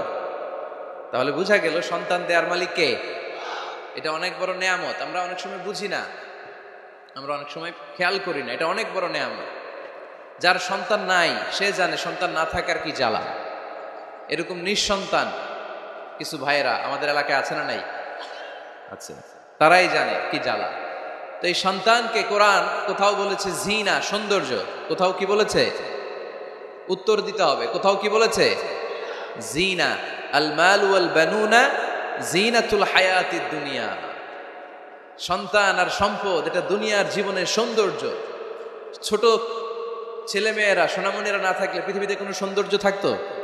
স্বামী স্ত্রীর ভালোবাসা কয় বছর? রং ধরা যৌবন, জং ধরে শেষ। 1-2 বছর পরে আর আগের ওই মাতলামিটা থাকে না, ওই ভালোবাসাটা থাকে না। এরপরে ভালোবাসাটা হয় ছেলে মেয়েদের কারণে, ঠিক কিনা? ঘরে গেলে আব্বু আব্বু ডাকে, আম্মা আম্মু ডাকে, ছোটাছুটি করে, দৌড়াদৌড়ি করে, কান্নাকাটি করে, রাগ করে বসে থাকে, রাগ ভাঙাতে হয়, এটাই মজা, ঠিক কিনা? এজন্য আল্লাহ বলেছেন জিনাতুল হায়াতিদ দুনিয়া। ছেলে মেয়েরা, সন্তান সন্ততি হচ্ছে দুনিয়ার জীবনের সম্পদ, দুনিয়ার জীবনের সৌন্দর্য। এক আয়াতে বললেন জিনা, আবার আরেক আয়াতে বললেন ফিতনা। ইন্নামা আমওয়ালুকুম ওয়া আওলাদুকুম ফিতনা।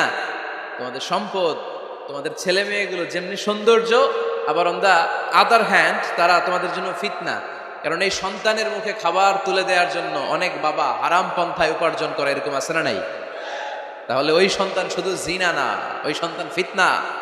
এই সন্তানের কারণে বাবা দুনিয়ায় ফিতনায় পড়ে গিয়েছে, ফিতনায় জড়িয়েছে। আবার আরেক আয়াতে আল্লাহ বললেন আদুওয়া। কখনো কখনো সন্তান সন্ততি এগুলো হয়ে যায় শত্রু, বাবা মায়ের জন্য শত্রু। অনেক বাবা আছে ছেলের জন্য জাহান্নামে যাবে, আছে না নাই? অনেক ছেলে আছে বাবার জন্য জাহান্নামে যাবে।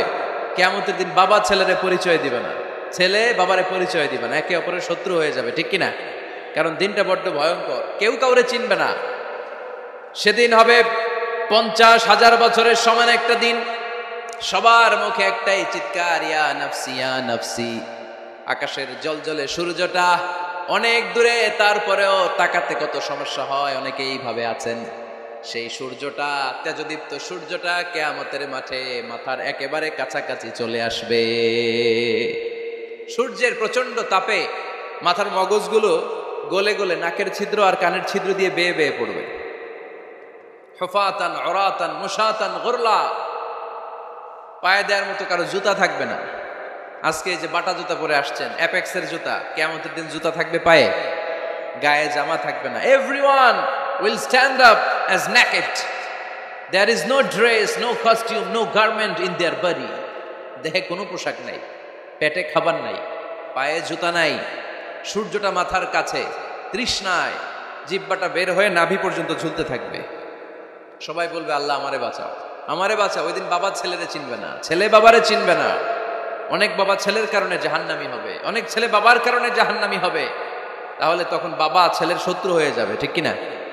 তাহলে কোরআন সাধারণত বলল কিছু কিছু জিনিসের প্রতি মানুষের আকাঙ্ক্ষা জনমভর, এর মধ্যে অন্যতম হলো সন্তান সন্ততি। এই সন্তান কখনো হয়ে যায় জিনা মানে সৌন্দর্য, আবার এই সন্তান কখনো হয়ে যায় ফিতনা মানে পরীক্ষা, আবার এই সন্তান কখনো হয়ে যায় আদুয়া মানে শত্রু, ঠিক কিনা? আমাদের সন্তানরা যেন আমাদের জন্য পরীক্ষাও না হয়, শত্রুও না হয়। আমাদের সন্তান যেন আমাদের চক্ষু শীতলের কারণ হয়, ঠিক কিনা? এজন্য আল্লাহ মুমিনদেরকে শিখিয়ে দিয়েছে, দোয়া করো, আল্লাহর কাছে চাও যে আল্লাহ আমাকে এমন সন্তান দেন, আমাকে এমন স্ত্রী দেন যাদের দিকে তাকালে আমার চোখ জুড়িয়ে যাবে। আল্লাহ বললেন তোমরা আমার কাছে চাও, আর পর রব্বানা হাব লানা মিন আজওয়াজিনা ওয়া যুররিয়াতিনা কুররাতা আ'য়ুন ওয়াজআলনা লিল মুত্তাকিনা ইমামা।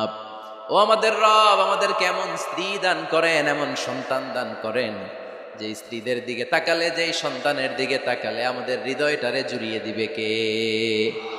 এরকম স্ত্রী, এরকম সন্তান আমরা চাই কি চাই না? ঘরে ঢুকার পরে স্ত্রীর দিকে তাকালে কলিজা ঠান্ডা হয়ে যায়, সন্তানের দিকে তাকালে হৃদয়টা জুড়িয়ে যায়। এরকম সন্তান আমরা চাই না? কথা বলতে হবে, চাই কি চাই না? এরকম সন্তান কেমন করে আপনারা গঠন করবেন, কেমন করে সন্তানকে মানুষের মতো মানুষ বানাতে হয়, এ নিয়ে কিছু কথা আজকে আমরা শুনবো। মনোযোগ আছে? কষ্ট হচ্ছে না তো? আমি যতক্ষণ আছি ততক্ষণ থাকবেন? কারা কারা?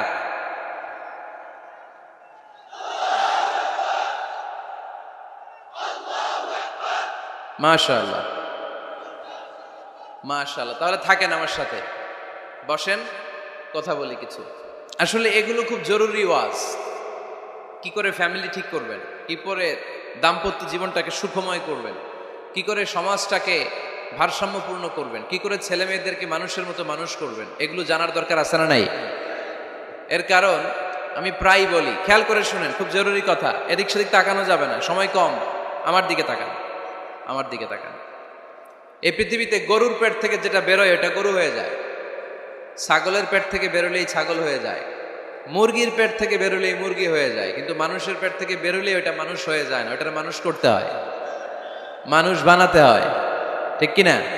খালি চোখে আপনি যা দেখেন সব কিন্তু মানুষ না, এগুলো জনসংখ্যা। এগুলো কি? বাড়ছে জনসংখ্যা, কমছে মানুষ। ওই জন্য আমরা আমাদের ছেলে মেয়েদেরকে মানুষের মতো মানুষ বানাতে চাই, ইনশাল্লাহ। পড়েন এখন কিভাবে মানুষের মতো মানুষ বানাবো। অনেক মা বাবা ছেলে মেয়েদেরকে নিয়ে উদ্বিগ্ন, আমাদের কাছে আসে, হুজুর কি করব ছেলেটারে নিয়ে, কোন প্রতিষ্ঠানে দিব, কিভাবে মানুষ করব হুজুর একটু বলে দেন। এরকম উদ্বিগ্ন অভিভাবক আছে না নাই? সব বাবা মাই চায় ছেলে মেয়েদের উজ্জ্বল ভবিষ্যৎ। কোনো বাবা মা চায় তার ছেলেটা টেন্ডারবাজ হোক? উত্তর দেন। কোনো বাবা চায় তার ছেলেটা চাঁদাবাজ হোক, তার ছেলেটা ধর্ষক হোক, অ্যাসিড নিক্ষেপকারী হোক? না, চায় না। সব বাবা মাই চায় তাদের ছেলে মেয়ে মানুষের মতো মানুষ হোক। আজকের এই চমৎকার দুপুরে, চমৎকার অপরাহ্নে আমরা জানার চেষ্টা করব কেমন করে ছেলে মেয়েদেরকে মানুষের মতো মানুষ বানাবো। অনেকগুলো পয়েন্টস আপনাদের সাথে শেয়ার করব। বাবা মায়েরা, বাবারা এখানে আছেন, মায়েরা আছেন মহিলা প্যান্ডেলে, সবাই খেয়াল করে শুনেন কিভাবে ছেলে মেয়েদেরকে মানুষ করবে। ভালো ছেলে মেয়ে পাওয়ার প্রথম পদ্ধতি হচ্ছে, বাবার দায়িত্ব হচ্ছে ছেলে মেয়েদের জন্য ভালো মায়ের ব্যবস্থা করবে। কিসের ব্যবস্থা? কারণ মা হচ্ছে production house, kind of factory. Factory যদি ভালো হয় ওটা থেকে যে প্রোডাক্ট বেরোবে ওইটাও ভালো হবে, ঠিক কিনা? বাপ ভালো তার বেটা ভালো তাই, মা ভালো তার ঝি, গাই ভালো তার দুধ ভালো রে, দুধ ভালো তার ঘি। তাই না? বাবা ভালো তো ছেলে ভালো, মা ভালো তো মেয়ে ভালো, গাই ভালো তো দুধ ভালো, দুধ ভালো তো ঘি ভালো।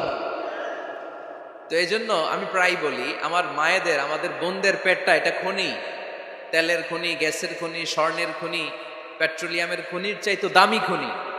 কারণ এই পেটগুলোই ধারণ করেছে পৃথিবীর বড় বড় অলিদেরকে।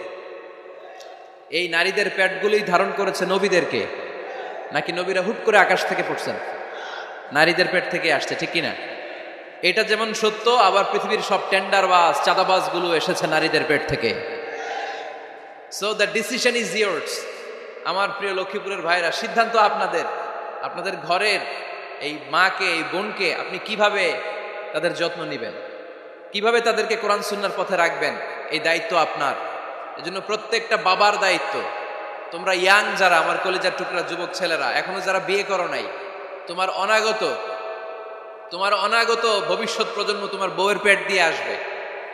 So when you choose your life partner, you don't choose your life partner only. At the same time, you are choosing the mother of your upcoming sons and daughters.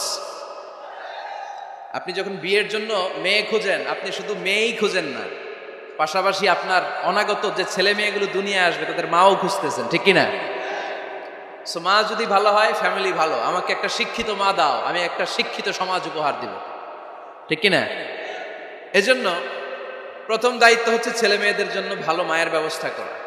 ওমরে ফারুক রাদিয়াল্লাহু তাআলা আনহু যখন খলিফা, এক বাবা এসে বিচার দিল, খলিফাতুল মুমিনিন, আমিরুল মুমিনিন, আমার ছেলে আমার কথা শোনে, বেয়াদবি করে। ওমরে ফারুক ডাকলেন, তুমি তোমার বাবার সাথে বেয়াদবি করো? এটা তো কবিরা গুনাহ, তুমি তো জাহান্নামে যাবে এরকম করলে। ছেলে বলে, হে আমিরুল মুমিনিন, সব দায়িত্ব কি আমাদের? বাবা মার দায়িত্ব নাই? ওমরে ফারুক বললেন, আছে। কি দায়িত্ব আছে? ওমরে ফারুক বললেন, বাবার 3টা দায়িত্ব। নাম্বার 1, আইয়ানতাকিয়া উম্মা, বাবা তার ছেলের জন্য ভালো মায়ের ব্যবস্থা করবে।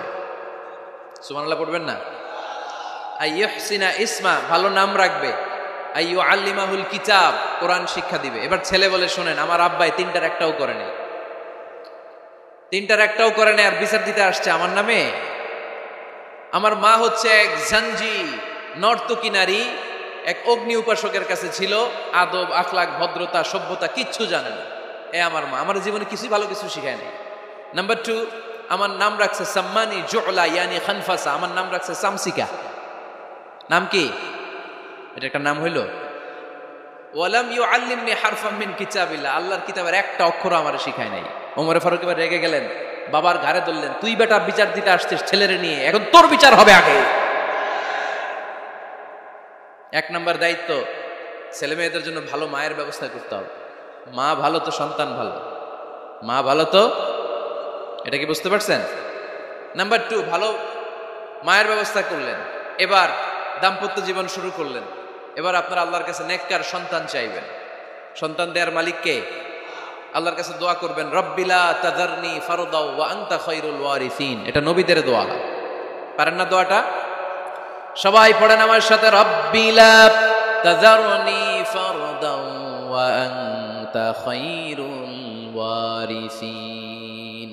এর মানে হলো, আল্লাহ আপনি আমারে নিঃসন্তান বানিয়ে এই দুনিয়ায় রাখবেন না, আপনি তো উত্তম উত্তরাধিকার তৈরিকারী, আপনি উত্তম সন্তান দানকারী, ঠিক কিনা? আল্লাহ তাআলা সন্তান দেন, এজন্য আপনি দোয়া করবেন, এই দোয়াগুলো পড়বেন। রব্বি হাবলি মিনাস সালিহিন, আমার সাথে সাথে আওয়াজ করে পড়েন, রব্বি হাবলি মিনাস সালিহিন। কেউ বাদ যাবেন না, আওয়াজ করে সবাই পড়ুন, রব্বি হাবলি মিনাস সালিহিন। এর অর্থ হচ্ছে, হে আল্লাহ আপনি আমাকে নেককার সন্তান দান করেন। আওয়াজ করে পড়েন আমিন। নেককার স্ত্রী, নেককার সন্তান আল্লাহর কাছে চাইতে হয় ভাইয়েরা, না চাইলে পাওয়া যায় না। তাহলে 1 নম্বরে ভালো মায়ের ব্যবস্থা করলাম সন্তানের জন্য, 2 নম্বরে আমরা আল্লাহর কাছে দোয়া করলাম, 3 নম্বরে আল্লাহ দোয়ায় সাড়া দিলেন, আল্লাহ ছেলে বা মেয়ে কিছু একটা দিলেন, তখন শুকরিয়া করবেন কার? নাকি না শুকরি করবেন? অনেকে ছেলে পছন্দ করে, মেয়ে পছন্দ করেন, আছে না নাই? আলহামদুলিল্লাহ এখানে এরকম কেউ নাই। এই আছে, তুমি জানলা কেমনে? আমি বাঁচায় দেওয়ার জন্য বললাম নাই, এরপর এরা কয়ে আছে। যদি কেউ থেকেও থাকে, চেঞ্জ ইউর মাইন্ড, আপনার মাইন্ডটা চেঞ্জ করেন। ছেলে হোক মেয়ে হোক, শুকরিয়া করবেন কার? কারণ পৃথিবীর এই যে বড় বড় বিজ্ঞানীরা মাইক বানাতে পারে, মোবাইল বানাতে পারে, কম্পিউটার বানাতে পারে, রকেট বানাতে পারে, জেট প্লেন বানাতে পারে, হেলিকপ্টার বানাতে পারে, কিন্তু পৃথিবীর সব বিজ্ঞানীরা মিলে একটা বাচ্চা বানাতে পারবে? একটা সন্তান বানাতে পারবে? আর্টিফিশিয়াল মাঝে মাঝে রোবট বানায়। একটা রোবট আসছিল আমাদের দেশে সোফিয়া নামে, মনে আছে? এরকম আরো ডেভেলপড রোবট তারা বানিয়েছে, কিন্তু এগুলোও কাজ করে না। এদিকে যাইতে গেলে মাঝে মাঝে ওদিকে চলে যায়। আর এগুলোর সিস্টেম সফটওয়্যার ভিতরে ঢুকাই দিতে হয়, সফটওয়্যারে যা, এর বাইরে কিছু বলতে পারে না। তাহলে গোটা বিশ্বের সবগুলো রোবট এক জায়গায় রাখলে আল্লাহর দেয়া একটা মানুষের ব্রেনের সমান হবে? এই পৃথিবীর সবচেয়ে পাওয়ারফুল কম্পিউটারের নাম হচ্ছে দি ক্রে 1 সুপার কম্পিউটার। আমেরিকার মিলিটারি বেইজে বিভিন্ন ম্যাথমেটিক্যাল ইকুয়েশন ড্র করার জন্য এই কম্পিউটার তারা ইউজ করে। এরকম 10,000 সুপার কম্পিউটার মিলেও একটা হিউম্যান ব্রেইনের সমান হবে না। চিল্লায় পড়েন সুবহানাল্লাহ। তাহলে ছেলে হোক মেয়ে হোক, শুকরিয়া করব কার? অনেকে ছেলে হইলে মহা খুশি, পাড়ার সবাইরে মিষ্টি খাওয়ায়, মেয়ে হইলে খুশি হয় না। আছে না নাই? এরকম করবেন না, কারণ আপনার হাতেও নাই, আপনার বউয়ের হাতেও নাই। কার হাতে? তো যেটা আল্লাহর হাতে, এটা নিয়ে আপনারা তো টেনশন কেন? আল্লাহর হাতে ছেড়ে দেন না।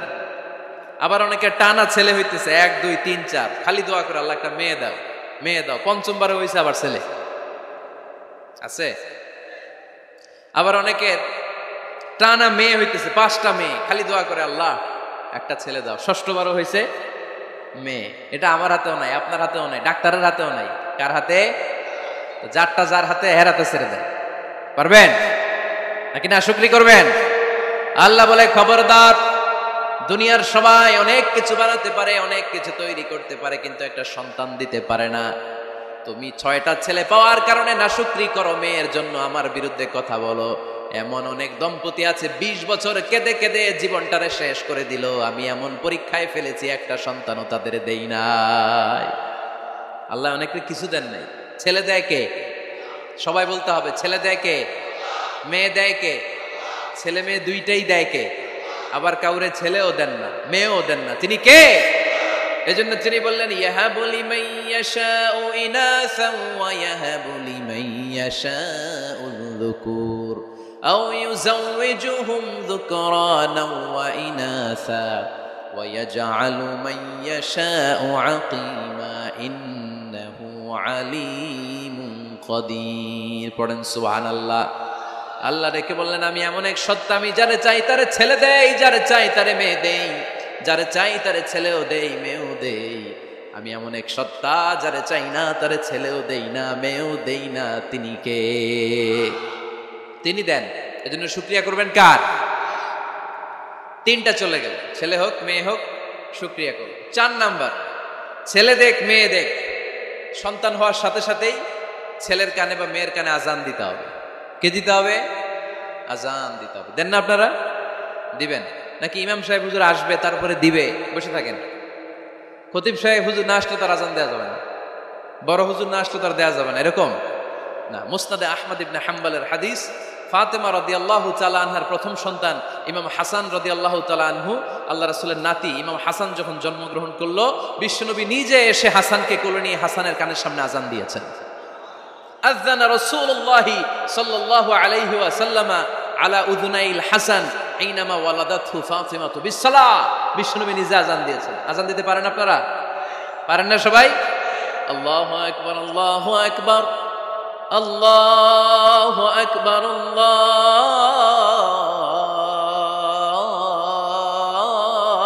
আকবার।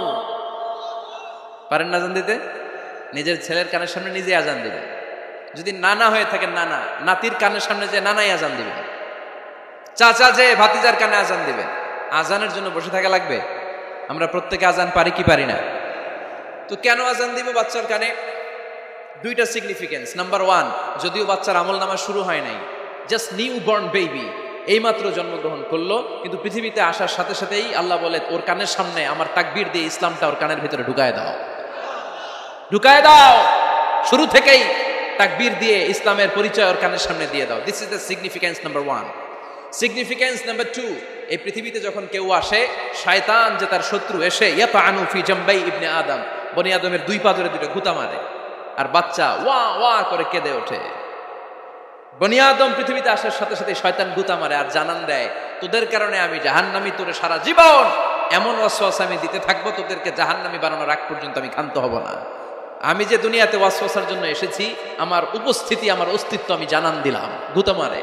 তো শয়তানে করবে শয়তানের কাজ, আমরা করব আমাদের কাজ, ঠিক কিনা? শয়তান মারবে গুতো, আর আমরা কি দিব? চিল্লায় বলতে হবে কি দিব? মনে থাকবে, ভুলে যাবেন না তো আবার। নাম্বার 2, তাহনিক করা সুন্নাহ। তাহনিক হচ্ছে খেজুর, কোন আলেম খেজুর একটু চিবিয়ে ওই চিবানো খেজুরটা বাচ্চার ঠোঁটের মধ্যে লাগাই দিবে। আল্লাহ রাসূল সাল্লাল্লাহু আলাইহি ওয়াসাল্লাম বাচ্চাদেরকে এরকম তাহনিক করতেন। যদি খেজুর পাওয়া না যায়, একটু মধু নিয়ে মুখের মধ্যে লাগাই দিবে। আধুনিক মেডিকেল সায়েন্স এটাকে খুবই স্বাস্থ্যসম্মত বলেছে, হেলদি। কারণ বাচ্চা যখন দুনিয়াতে আসে, তার নিউট্রিশন চ্যানেলটা মানুষ কেটে দেয়। তার নিউট্রিশন চ্যানেল হচ্ছে তার নাভির সাথে তার মায়ের জরায়ুর একটা কানেকশন। তার মায়ের জরায়ু থেকে সে এনার্জি পেত, নিউট্রিশন পেত। মানুষ যখন এটা কেটে দেয়, তখন তার নিউট্রিশন সাপ্লাই বন্ধ হয়ে যায়, কিন্তু তার এনার্জি খরচ করার প্রবণতা বেড়ে যায়। সে এসে ওয়া ওয়া চিৎকার করে, চিৎকার মারতে তার এনার্জি লাগে। সে হাত পা ছোটাছুটি করে, তার এনার্জি লাগে, কিন্তু এনার্জি নাই, এনার্জির লাইন আমরা কেটে দিছি। তাই ইনস্ট্যান্ট এনার্জি সাপ্লাইয়ের জন্য বিশ্বনবী বলেছেন তাহনিক করে মুখে মিষ্টি ঢুকায় দাও। সুবহানাল্লাহ পড়বেন না? এখন চিকিৎসা বিজ্ঞানও বলছে নিউবর্ন বেবি, নবজাতক বাচ্চার মুখে যদি মধু দেয়া হয় বা খেজুর লাগিয়ে দেয়া হয়, ব্রেইন হ্যামারিং থেকে সে বেঁচে যায়। তার ব্লাড সুগার লো হয়ে যায়, কিন্তু মিষ্টিটা দেওয়ার সাথে সাথে এনার্জি সাপ্লাই হয়। সুবহানাল্লাহ পড়েন। আল্লাহর হাবিব সাল্লাল্লাহু আলাইহি ওয়াসাল্লামের কাছে কোনো বাচ্চা নিয়ে আসলেই বিষ্ণু সাল্লাল্লাহু আলাইহি ওয়াসাল্লাম বলতেন, এই খেজুর নিয়ে আস। কি নিয়ে আসো? খেজুর আনলে একটু চিবিয়ে বাচ্চার মুখে খেজুরের রস ঢুকায় দিতেন। আল্লাহ রাসূল সাল্লাল্লাহু আলাইহি ওয়াসাল্লাম আগে আগে মদিনায় চলে আসলেন। আয়েশা রাদিয়াল্লাহু তাআলা আনহার বড় বোন, আম্মা জান আয়েশার 13 বছরের বড়, আসমা বিনতে আবি বকর, উনি গর্ভ ধারণকারী অবস্থায় মক্কা থেকে মদিনায় হিজরত করে আসলেন। উনি বললেন, আনা মুতিম, আমার পুরো গর্ভধারণ পূর্ণ হয়ে গেল। আমি কোবা এলাকাতে আসার সাথে সাথে আমার সন্তান জন্ম নিল, আব্দুল্লাহ ইবনে জুবাইর। আমি এই সন্তান পেয়ে মহা খুশি, কারণ মুহাজির সাহাবারা মদিনায় আসার পরে কারো ঘরে সন্তান হয় না। ইহুদিরা বলতে আরম্ভ করলো, আমাদের বদদোয়া লাগছে, এজন্য তোদের ঘরে সন্তান আর হবে না। তো এই জন্য আসমা রাদিয়াল্লাহু তাআলা আনহার সন্তান যখন মদিনাতে প্রথম হলো, মদিনাতে আনন্দের হিল্লোল বইয়ে গেল। উনি ওনার সন্তানকে নিয়ে বিশ্বনবীর কোলে দিলেন। বিশ্বনবী বললেন, এই খেজুর নিয়ে আসো তো। খেজুর নিয়ে আসা হলো। বিশ্বনবী খেজুর চিবিয়ে বিশ্বনবী লালা সহ খেজুরের রস আব্দুল্লাহ ইবনে জুবাইরের মুখে ঢুকায় দিলেন। আসমা আজীবন গর্ব করে বলতেন, ফাকানা আউয়ালু মা দাখালা জাওফাহু রিকু রাসূলিল্লাহ, আমার কলিজার টুকরা জুবাইরের পাকস্থলীতে সর্বপ্রথম ঢুকেছে খেজুর মিশ্রিত আমার নবীজির থুতু। আল্লাহু আকবার। এজন্য নবজাতক বাচ্চাদেরকে আলেমদের কাছে নিয়ে গেলে দেখবেন আলেমরা খেজুর নিয়ে বাচ্চার মুখের মধ্যে লাগায় দেয়। বাচ্চাটাকে সুস্থ রাখে কে? তাহলে আমার বাচ্চা দুনিয়াতে আসলে আমি আজান দিলাম, তাহনিক করলাম, এরপরে বাচ্চার যখন বয়স 7 দিন, কয় দিন, তখন আকিকা দিতে হবে। কি দিতে হবে? আকিকা দেন আপনারা নাকি কুরবানির জন্য রেখে দেন? হ্যাঁ, অনেকে রেখে দেয়, কুরবানির সাথে মিলায় দিবে। ফিকহি মাসালা এটা জায়েজ আছে, কিন্তু উত্তম হচ্ছে 7ম দিনে দেয়া। কোন দিন মনে থাকবে আপনাদের? কততম দিনে আকিকা দিবেন? সবাই বলতে হবে কততম? কুল্লু গুলাম রাহিনাতুম বিআকিকা তুযবা আনহু ইয়াউমা সাবিহি। 7ম দিনে আল্লাহ রাসূল সাল্লাল্লাহু আলাইহি ওয়াসাল্লাম ইমাম হাসান আর হুসাইন রাদিয়াল্লাহু তাআলা আনহুমা, এই দুই নাতির আকিকা বিষ্ণু সাল্লাল্লাহু আলাইহি ওয়াসাল্লাম 7ম দিনে ছাগল দিয়ে দিয়েছিলেন। পড়েন সুবহানাল্লাহ। আনিল গুলামি শাতান ওয়া আনিল জারিয়াতি শাত। ছেলে হলে 2টা ছাগল। ছেলে হলে কয় ছাগল? মেয়ে হলে কয় ছাগল? দিতে রাজি আছেন তো? দিয়ে দিবেন। আকিকা দেওয়ার পরে সুন্দর নাম রাখবেন। যেদিন আকিকা ওই দিন নাম। ইউদাউনা ইয়াউমাল কিয়ামাতি বিআসমাইকুম ওয়া আসমাই আবাইকুম। কিয়ামতের দিন আল্লাহ তাআলা তোমাদের নাম ধরে তোমাদের বাবার নাম ধরে ডাকবে। আল্লাহ বলবে, মিজানুর রহমান ইবনে আলী আহমদ ইবনে জাইনুল আবিদিন, দাঁড়াও দাঁড়াও, বাবার নাম দাদার নাম বলে বলে আল্লাহ ডাকবে, দাঁড়াও। এজন্য ফা আহসিনু আসমাকুম, তোমাদের নামগুলো সুন্দর সুন্দর রাখো। এখন যারা নাম রাখছে বল্টু, আল্লাহ দিন বলবে, বল্টু ইবনে সল্টু, দাঁড়াও। ঠিক কিনা? তো বল্টু ইবনে সল্টু ইবনে জন্টু, তখন বল্টু সল্টু জন্টু, দাদা বাবা আর ছেলে দাঁড়াবে ওই দিন। তো এই কোটি কোটি মানুষের সামনে বল্টু নামটা শুনতে আপনার ভালো লাগবে?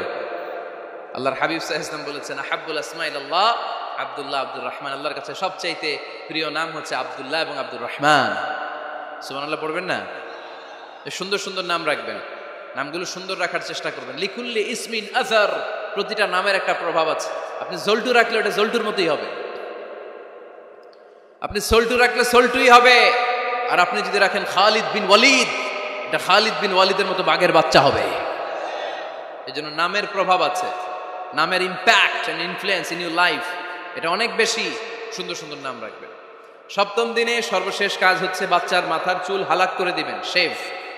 ডাক্তাররা যদি সাজেস্ট করে যে না বাচ্চার মাথা এখনো শক্ত হয় নাই, তাহলে করবেন না, সামান্য ট্রিম করে দিবেন। এই চুলগুলো ওজন দিয়ে এই পরিমাণে রূপা বা কিছু টাকা পয়সা দান করে দিবেন, আপনার বাচ্চারে সেফ রাখবে কে?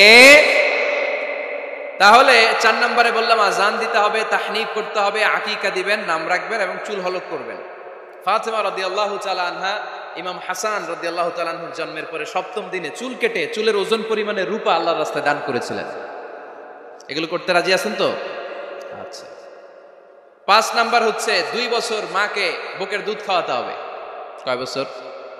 সবাই বলেন। রব্বুল আলামিন বলেন ওয়াল ওয়ালিদাতু ইউরদি'না আওলাদাহুন্না হাওলাইনি কামিলাইনি লিমান আরাদা আন ইউতিম্মার রাদা'a।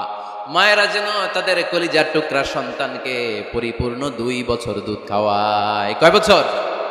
2 বছর দুধ খাওয়াবেন। অনেক মায়েরা এটা করে না, দুধ খাওয়ায় না, ডানু খাওয়ায়। ডানু কি খাওয়ায়? আর কি খাওয়ায়? সেরেলাক আর নিডো। আপনিও জানেন নিডো? ধন্যবাদ আপনি হেল্প করার জন্য। নিডো আর ল্যাকটোজেন আর জোরে বায়োমিল, হরলিক্স আর আর কি? Baby care. মুখস্থ সব মাশাআল্লাহ। না, এইসব বেবি কেয়ার ফেয়ারে কাজ হবে না। বুকের দুধ খাওয়াবেন। প্রিয় ভাইয়েরা শুনেন, আল্লাহ তাআলা মায়ের বুকের শাল দুধে বাচ্চার জীবনের প্রথম টিকাটা, ভ্যাকসিনটা ফ্রি দিয়েছেন। আমরা বিভিন্ন টিকা বাজার থেকে কিনি না? প্রথম টিকা, প্রথম প্রাকৃতিক টিকাটা আল্লাহ তাআলা মায়ের বুকের দুধের ভেতরে রেখেছেন। যেই সন্তানগুলো মায়ের বুকের দুধ খায় না, এগুলো হয় বলদা নাম্বার 1। কি হয়? বলদা। এগুলো ফার্মের মুরগির মতো হয়। ফার্মের মুরগি আর দেশি মুরগি পার্থক্য আছে না নাই? যেগুলো 2 বছর মায়ের বুকের দুধ খাবে এগুলো দেশি মুরগি, আর যেগুলো ল্যাকটোজেন খায় বড় হয়েছে এগুলো ফার্মের মুরগি। কিনছেন? এটারে দেখবেন যে এটার ওজন দেওয়ার জন্য খাসা থেকে বের করে যে ওটার উপরে রাখছে, সারাদিন ওইখানে ফালা রাখলে ওইদিকে বসে বসে জিমায়, ডানে বায় নড়েও না। আছে না নাই? এটা হলো ফার্মের মুরগি। আর দেশি মুরগি একটা ধৈরা দেখাইতে পারবেন? দেশি রাতা একটা ধৈরা দেখাইতে গেলে ঘাম ছুটে যাবে, ঠিক কিনা? প্রিয় ভাইয়েরা, মায়ের বুকের শাল দুধের ভেতরে আল্লাহ তাআলা অনেক নিউট্রিশন, পুষ্টি গুণ সমৃদ্ধ করেছেন এই দুধকে। আমার মাদেরকে বলবো, আপনাদের কানে যদি আমার মাইকের আওয়াজ যায়, খবরদার। বিশেষ কোনো রোগ বা কমপ্লেক্সিটি যদি থাকে সেটা ভিন্ন কথা, কিন্তু অবশ্যই অবশ্যই আপনার ছেলে মেয়েদেরকে 2 বছর বুকের দুধ খাওয়াবেন। আপনাদের ছেলে মেয়েদের মাথার ব্রেইন অনেক শক্তিশালী হবে, ব্রেইন গ্রোথ হয় খুব ভালো, এদের হাড্ডি হয় অনেক শক্তিশালী, এরা ইমাম মাহাদির সৈনিক হতে পারবে, এরা লড়াই করতে পারবে, এরা ইসলামের পক্ষে থেকে মুজাহিদের ভূমিকা পালন করতে পারবে। আল মুমিন আল কবিয়্যু খায়রুম মিনাল মুমিন আদ দাঈফ। সবল ইমানদার দুর্বল ইমানদারের চেয়ে আল্লাহর কাছে বেশি প্রিয়, ঠিক কিনা? এজন্য সবল এবং ফিট থাকার দরকার আছে না নাই? বুকের দুধ খাওয়াবেন। অনেক মায়েরা এগুলোর ব্যাপারে বেখেয়াল, বাচ্চাকে বুকের দুধ খাওয়ায় না। চাকরি বাকরি করে, চাকরিতে যায়, আর ছেলে মেয়েদেরকে রেখে যায় কাজের বুয়ার কাছে। আছে না নাই? চাকরি করা নিষেধ না, পর্দায় থেকে করতে পারবেন, তবে আগে ছেলে মেয়েদেরকে সময় দিতে হবে বেশি। যে ছেলে মেয়েগুলো বুয়ার কাছে, কাজের মেয়ের কাছে বড় হয়, এই ছেলে মেয়েগুলো কাজের বুয়া আর কাজের মেয়ের আচরণ পেয়েই বড় হয়। মা বাবার আচরণ সে নিজের মধ্যে লালন করতে পারে না, ঠিক কিনা? এজন্য খবরদার, ছেলে মেয়েদেরকে বুকের দুধ খাওয়াতে হবে। 6 নাম্বার আল খিতান। আপনার ছেলে শিশুকে সুন্নাতে খাতনা করাই দিবেন। সুন্নাতে খাতনা করান তো আপনারা? এটা সুন্নাত। আরবাউন মিন সুনানিল মুরসালিন, 4টা সুন্নাত সব নবীরা আমল করেছেন। 1 নম্বরে খিতান, সব নবীরা সুন্নাতে খাতনা করেছে। 2 নম্বরে আসিওয়াক, সব নবীরা মেসওয়াক করেছে। 3 নম্বরে আন নিকাহ, সব নবীরা বিয়ে করেছে। 4 নম্বরে আল উতুর, সব নবীরা আতর মেখেছে। সুবহানাল্লাহ কইতে পারলেন না? বাচ্চারা ম্যাচিউরড হওয়ার আগেই করাই ফেলবেন। 10-এর আগে পড়ে এই সময়ের মধ্যে সুন্নাতে খাতনা করাই ফেললে অনেক রোগ বালাই থেকেও আপনার ছেলেকে হেফাজতে রাখবে কে? 7 নাম্বার অনেক গুরুত্বপূর্ণ, আর তারবিয়া আল ইসলামিয়া। ইসলামী তারবিয়া, তাহযীব, তামাদ্দুন, এটা শিক্ষা দিতে হবে। ছেলে মেয়েদেরকে শিখাইতে হয়। আমি আগেই বলেছি, মানুষের পেট থেকে বেরোলে ওটা মানুষ হয় না, ওটার মানুষ বানাইতে হয়, ঠিক কিনা? এজন্য কোনটা সত্য কোনটা মিথ্যা এটা শিখাবেন, কোনটা হালাল কোনটা হারাম এটা শিখাবেন। ছোট্ট বাচ্চারা অনেক কিছু বোঝে না। আরেকজনের গাছের মধ্যে বড়ি পেকে আছে, বড়ি খাইতেছে, আম পেকে আছে, আম পেরে নিয়ে আসছে, এরকম বাচ্চা আছে না নাই? আপনি কালো কালির কলম কিনে দিয়েছেন, ক্লাসে যেয়ে দেখে তার বন্ধুর সবুজ কালির কলম আস্তে করে ব্যাগে বেরে নিয়ে আসছে, রাবার নিয়ে আসছে, আনে না? শিখাবেন যে আব্বু আম্মু তুমি যেটা করছো এটা চুরি বলে, এটার কি বলে? ও তো বোঝে না এটা চুরি, ও মনে করে সবই আমার, সবই আমার। ওরে বুঝাবেন সব তোমার না, যেটা আমি তোমারে কিনে দেবো এটা তোমার। আর আরেকজনের ব্যাগ থেকে না বললে নিয়ে আসলে এটার কি বলে? কথা বলেন না কেন? চুরি। খাওয়ার সময় কিভাবে খেতে হয় শিখাই দেওয়ার দরকার আছে না নাই? আল্লাহর হাবিব সাল্লাল্লাহু আলাইহি ওয়াসাল্লামের কোলে এক সাহাবী বসা, ছোট্ট সাহাবী শিশু, খাবার দেয়া হলো, এই সাহাবী শিশু বাম হাত দিয়ে খাবার ধরে, এদিকে ধরে ওদিকে ধরে। বাচ্চারা দেখবেন খাবার খেতে পারবে এতটুকু, নষ্ট করে এতগুলা, আছে না নাই? বিশ্বনবীর কোলে যখন সাহাবী শিশু বসে আছেন, বিশ্বনবী দেখলেন ছোট্ট সাহাবী শিশু খাবারের এদিকে ধরে ওদিকে ধরে, এদিকে টান দেয় ওদিকে নষ্ট করে। আল্লাহর হাবিব সাল্লাল্লাহু আলাইহি ওয়াসাল্লাম ডেকে বললেন, ইয়া গোলাম সাম্মিল্লাহ, ও ছোট্ট সন্তান, খাওয়ার আগে বিসমিল্লাহ পড়বা। কি পড়বা? ওয়াকুল বিয়ামিনিক, ডান হাতে খাবা, ওয়াকুল মিম্মা ইয়ালিক, তোমার সামনে যেটা আছে সেটা খাবা, ডান দিক বাম দিক চারিদিকে নাড়াচাড়া করা যাবে না। সাহাবী বলেন, ওই যে বিশ্বনবী খাওয়ার গাইডলাইন আমারে শিখাই দিছে, আমি মরার আগ পর্যন্ত ঠিক এই সিস্টেমেই খাওয়া দাওয়া করতাম। চিল্লায় পড়েন সুবহানাল্লাহ। এজন্য বাচ্চাকে শিখাবেন, বাবা ডান হাতে খাও। কোন হাতে? ডান হাত উঁচু করেন। উঁচু করছেন? এই ডান হাতে খাইতে হবে।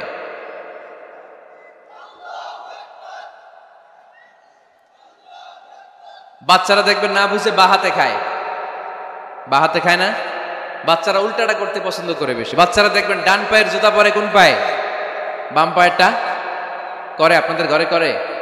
আমার ঘরেরটা সবসময় করে, সবসময় এই জুতা ওই পায়ে, ওই জুতা এই পায়ে, এরপরে চেঞ্জ করে দেয়া লাগে। এই জন্য বাচ্চারা উল্টাটা করে ফেলে। আপনি শিখাবেন, বাবা ডান হাতে খেও, বাবা বিসমিল্লাহ বলে খেও, সামনে যেটা আছে ওইখান থেকে খেও, খাওয়ার পরে আলহামদুলিল্লাহ বলো। শিখাই দেওয়ার দরকার আছে না নাই? এটা হচ্ছে the etiquettes of having food. কিভাবে খাবে বাচ্চাকে শিখাই দিতে হবে। আল্লাহর ভয় বাচ্চার হৃদয়ে ঢুকায় দিতে হবে। বাচ্চারে বুঝাইতে হবে, বাবা কেউ যেটা দেখে না সেটা দেখে কে? কেউ যেটা শোনে না সেটা শোনে কে? সবার চোখ ফাঁকি দেয়া যায়। আওয়াজ করে বলেন তো, পুলিশের চোখ ফাঁকি দেয়া যায় কি যায় না? র্যাবের চোখ, বিমানবন্দরে কাস্টমস অফিসারের চোখ, পরীক্ষার হলে যিনি গার্ড দেয় ম্যাজিস্ট্রেট স্যারের চোখ, একজনের চোখ ফাঁকি দেয়া যায় না। তিনি কে? বাচ্চারা এইটা বুঝাই দিয়ে, এই সফটওয়্যারটা যদি ছোটবেলায় ব্রেনে ইনস্টল করে দিতে পারেন, জীবনে আর এই ছেলে দুর্নীতিবাজ হবে না। জীবনে এই ছেলে কোনো মেয়ের ওড়না ধরে টান দিবে না। কোনোদিন এই ছেলে কোনো মেয়ের গায়ে অ্যাসিড ছুঁড়ে মারবে না। এরা কোনোদিন ক্যাসিনোর ব্যবসার সাথে নিজেকে জড়াবে না। এরা কোনোদিন গুজবে কান দিবে না। এরা কোনোদিন নারীকে ধর্ষিত হবে না। কোনোদিন কোনো নারীর ইজ্জত নিয়ে ছিনিমিনি খেলবে না। এগুলোই হবে পাক্কা ইমানদার আর দেশপ্রেমিক, যার হাতে নিরাপদ আমার দেশের লাল সবুজের পতাকা। ছোটবেলায় শিখান, ছোট্টবেলা থেকে আল্লাহর ভয় হৃদয়ে ঢুকায় দেন। আল্লাহর ভয়টা যদি তার হৃদয়ে থাকে, এই ছেলে কোনোদিন কোনো খারাপ কাজ করতে পারে। আমাদের হৃদয়ে আমরা একজনের ভয়কে লালন করব, তিনি কে? চিল্লায় বলতে হবে, তিনি কে?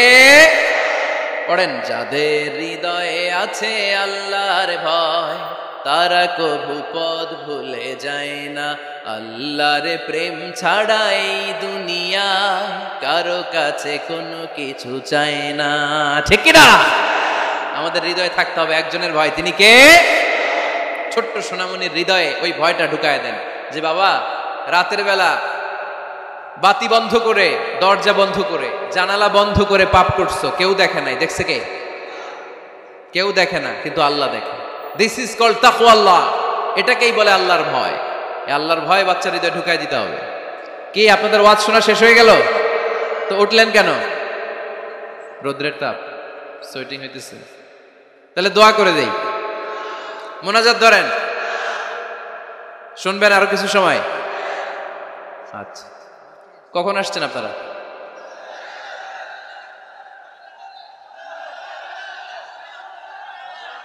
সকাল 8টায়, তো এত আগে কেন? আপনি 5টায়, তো রওনা হয়েছেন কয়টায়? ফজর পড়ছে না সেখানে?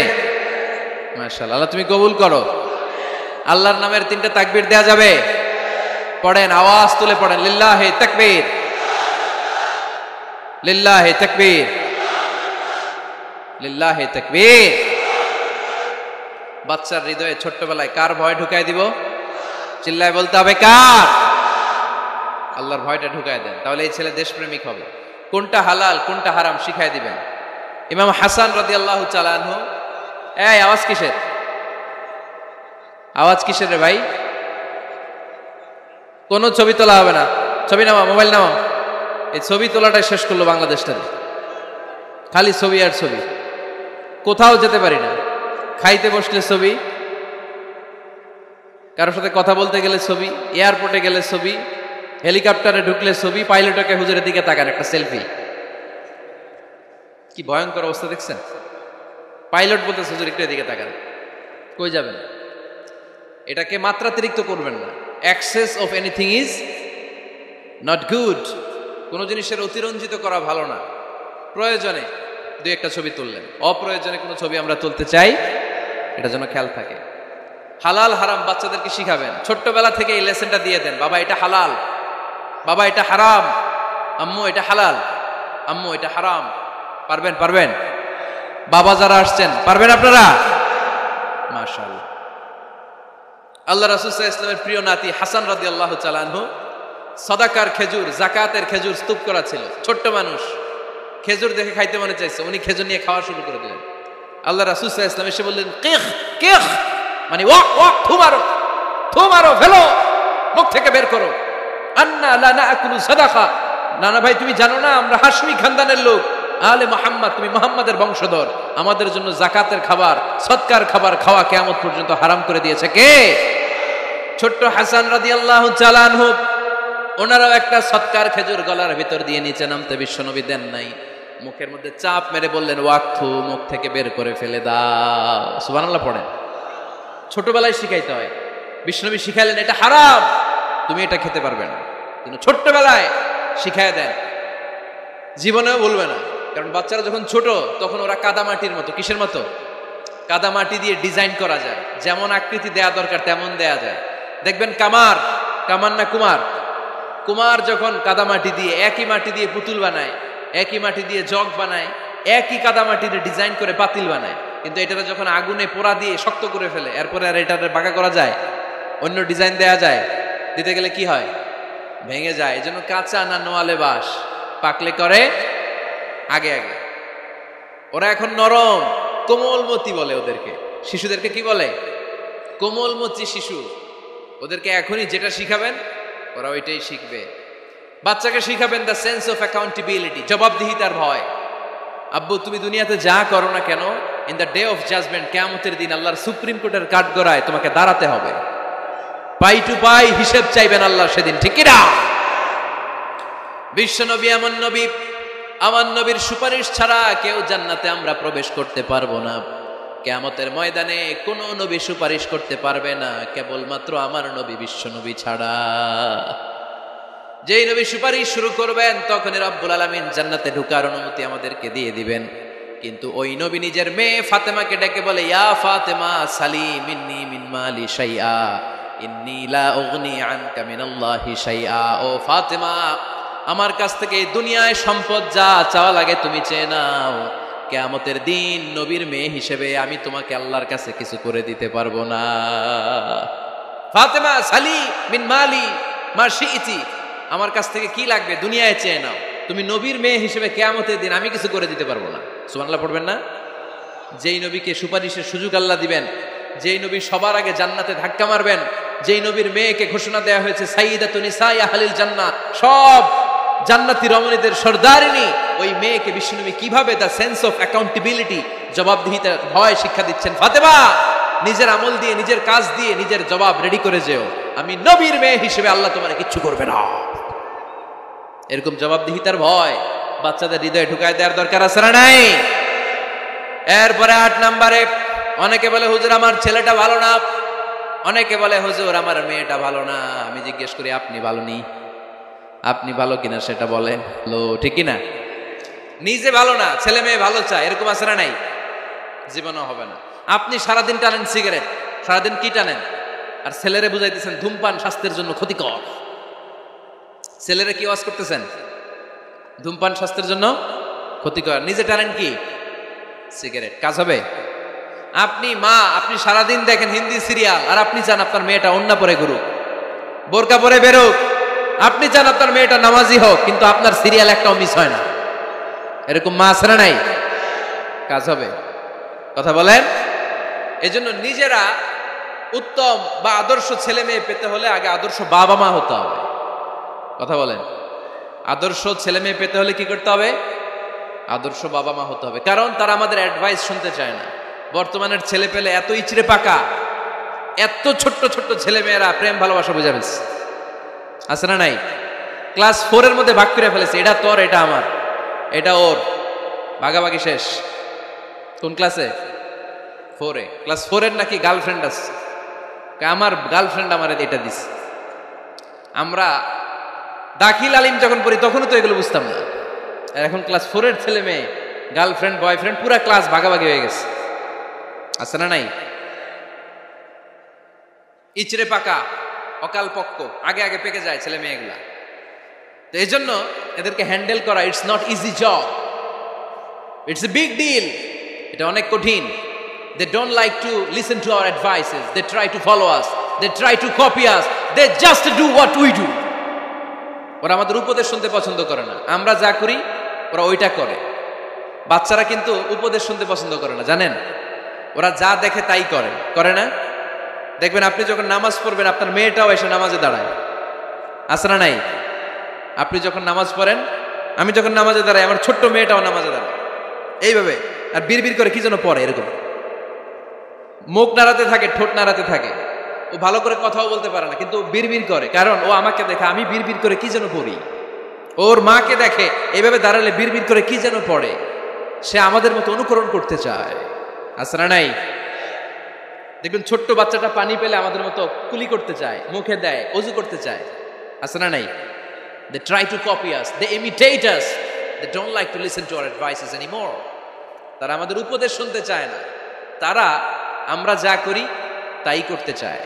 এজন্য খবরদার, আপনি ভালো মা বাবা হন, তাহলে আপনার ছেলে মেয়েগুলো ভালো ছেলে মেয়ে হবে। আদর্শ ছেলে মেয়ে পেতে হলে আমাদেরকে হতে হবে আদর্শ মা বাবা। একমত না দ্বিমত? আওয়াজ করে বলতে হবে একমত না দ্বিমত। খেয়াল রাখবেন, একটা ছেলের চোখে, একটা ছোট্ট ছেলের চোখে তার জীবনের প্রথম নায়ক তার বাবা। একটা ছোট্ট মেয়ের চোখে তার জীবনের প্রথম নায়িকা তার মা। সে তার বাবার মতো হতে চায়। তার প্রমাণ, একটা পুলিশ ভাইয়ের ছোট্ট ছেলেরা জিজ্ঞেস করেন, বাবু তুমি কি হইবা? পুলিশ হমু। কি বলে? ইমাম সাহেবের ছেলেরা জিজ্ঞেস করেন, বাবা তুমি কি হতে চাও? কয় ইমাম হইতে চাই। কারণ ওর বাবারে দেখছে ও ইমাম। পুলিশের ছেলে তার বাবারে দেখে যে প্রতিদিন পুলিশের ইউনিফর্ম পরে বের হয়, তো সে ভাবে আব্বু পুলিশ হয়েছে, আমিও পুলিশ হবো। একটা ছেলের চোখে তার জীবনের প্রথম নায়ক তার বাবা, একটা ছোট্ট মেয়ের চোখে তার প্রথম নায়িকা তার মা। তার মাকে সে ফলো করে, অনুসরণ করে। এজন্য বাবা মা ভালো তো ছেলে মেয়ে ভালো। সিঙ্গাপুরে আমার একটা প্রোগ্রাম ছিল গত বছর, একটা সোশ্যাল গ্যাদারিং এর প্রোগ্রামে এক বোন কাগজে প্রশ্ন লিখে পাঠিয়েছে যে হুজুর আমাদের বাচ্চারা এত মডার্ন হয়ে গেছে, ছোট্ট ছোট্ট বাচ্চারা খালি স্মার্টফোন ইউজ করে, মোবাইল। বাচ্চাদেরকে কিভাবে স্মার্টফোন ইউজ করা থেকে বিরত রাখা যায়? আমি এক বাক্যে উত্তর দিয়েছি, মা বাবা যদি অতিমাত্রায় স্মার্টফোন ব্যবহার করা থেকে বিরত থাকে তবেই এটা সম্ভব। মা বাবা যদি অতিমাত্রায় মোবাইল ব্যবহার করা বাদ না দেয়, বাচ্চাদেরকে উপদেশ দিয়ে কোনো লাভ হবে না। চিল্লায় বলেন ঠিক কিনা?